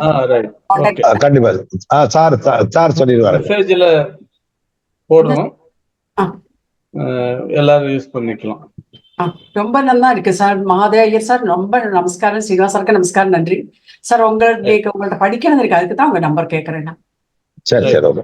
சாரோட பர்மிஷன்ல ஓகேங்க சார். உங்க நம்பர் சொல்லுங்க சார். Thank you sir. என்னுடைய நம்பர் 9840402737. இது வாட்ஸ்அப் நம்பர். 9840402737. மெசேஜ்ல போட்டிருக்கேன், எல்லாரும் பாத்துக்கலாம். சரி சார். யூடியூப் உண்டா சார் உங்களுக்கு? யூடியூப்ல தான் வந்துட்டு இருக்கீங்களா நீங்கள்? உங்களோட நிறைய ஆன்லைன் ஆஸ்ட்ரோ டிவில இருக்க வரும். அதுக்கப்புறம் வந்துட்டு ஜோதிட ரகசியம் சேனல்ல நிறைய வரும். நம்ம இதுலயே 2-3 பண்ணிருக்காங்கம்மா. அது பாத்திருக்கேன் சார். அல்ல அவரோட யூடியூப் பர்டிகுலரா அவருக்கு என்ன உண்டா கேக்குறேன். பேர்ல அப்படி இண்டிவிஜுவலா யூடியூப் எதுவும் இல்ல இப்ப இல்ல மேடம். இப்பதான் ஓபன் பண்ணிருக்கிறேன். இன்னும் அது நிறைய கொண்டு வரல. நன்றி, நமஸ்காரம். 2 பேருக்கு நமஸ்காரம். நன்றிங்க. நிகழ்ச்சியோட நிறைவுக்கு வந்துட்டோம். ஒரு நல்ல சிறப்பான நிகழ்ச்சி.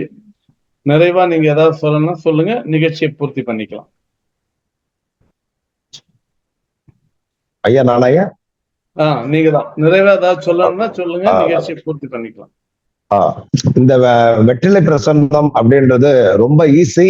அதனால வந்துட்டு இந்த வெற்றிலை பிரசன்னம் வந்துட்டு நமக்கு வந்து பலன் வந்து துல்லியமா கிடைக்குமா, இது வந்துட்டு நம்ம சொன்னா அவங்களுக்கு வந்து சக்சஸ் ஆகுமா அப்படின்ற எந்த விதமான ஒரு ஐயமே வேண்டாம். கண்டிப்பா வந்துட்டு ஆனா வெற்றிலை பிரசன்னம்ன்றது உங்களுக்கு துல்லியமா வந்துட்டு வேலை செய்யும். அதுவும் வந்து பெண்களுக்கு வந்து பாத்தீங்கன்னா இப்ப வீட்டுல இருக்கிற பெண்கள் அதே மாதிரி ஜாதகமே தெரியாத பெண்கள் இந்த நிகழ்ச்சியை பாருங்க, கண்டிப்பா உங்களுக்கு யூஸ்ஃபுல்லா இருக்கும். அதே மாதிரி வந்து ஜோதிடம் தெரிஞ்ச குருமார்கள் நீங்களும் நல்லா பாருங்க. நிறைய விஷயங்களை வந்துட்டு நம்ம இதுல சொல்லியிருக்கிறோம். அதனால வந்து இந்த பிரசன்னம் அப்படின்றது, சோழி பிரசன்னம் என்பது வந்து நிறைய ஃபார்மாலிட்டிஸ் இருக்கும். அதுவும் ரொம்ப துல்லியமானதுதான். ஜாதகம் என்பது அதுவும் ரொம்ப துல்லியமானதுதான். ஆனா எல்லாத்தையும் விட நமக்கு ஈஸியா ஒரு பிரச்சனையை வந்துட்டு உடனே தீர்த்து கொடுக்கக்கூடிய, நம்மளுடைய ஐயத்தை உடனே தீர்த்து கொடுக்கக்கூடிய ஒரு பிரசன்னம் எது அப்படின்னா, எளிய வகை பிரசன்னம் அப்படின்னா தாம்பூலத்தின் மூலியமா தற்கால பிரசன்னமே நமக்கு சிறந்தது அப்படின்றத சொல்றேன். இவ்வளவு நேரம் இந்த நிகழ்ச்சியை எனக்காக ஒதுக்கி கொடுத்த ஸ்டார் அகாடமி நிறுவனர் ஐயா ஸ்ரீனிவாசன் ஐயா அவர்களுக்கு என் மனமார்ந்த நன்றியை தெரிவித்துக் கொள்கிறேன். இந்த நிறுவனத்தில் பேச எல்லோரும் அதிகமாக விரும்புற ஒரு அமைப்புல எனக்கும் வந்துட்டேன்னா இந்த வாய்ப்பை கொடுத்த ஐயா அவர்களுக்கு இந்த நேரத்துல மனமார்ந்த நன்றியை தெரிவித்துக் கொள்கிறேன். அதே போல் இந்த மீட்டிங்கில் வருகை தந்துள்ள அனைத்து ஜோதிட ஜாம்பவான் அவர்களுக்கும் அல்லூர் வெங்கட்ராம் ஐயா அவர்களுக்கும் என் சிரம் தாழ்ந்த வணக்கத்தை தெரிவித்துக் கொள்கிறேன். நன்றி, வணக்கம். வணக்கங்க ஐயா, நன்றி, வணக்கம். மீண்டும் பங்கேற்ற அனைவருக்கும் என்னுடைய நன்றி. மீண்டும் அடுத்த வாரம் இதே போன்றதொரு வேறொரு நிகழ்ச்சியில் சந்திப்போம். நன்றி, வணக்கம்.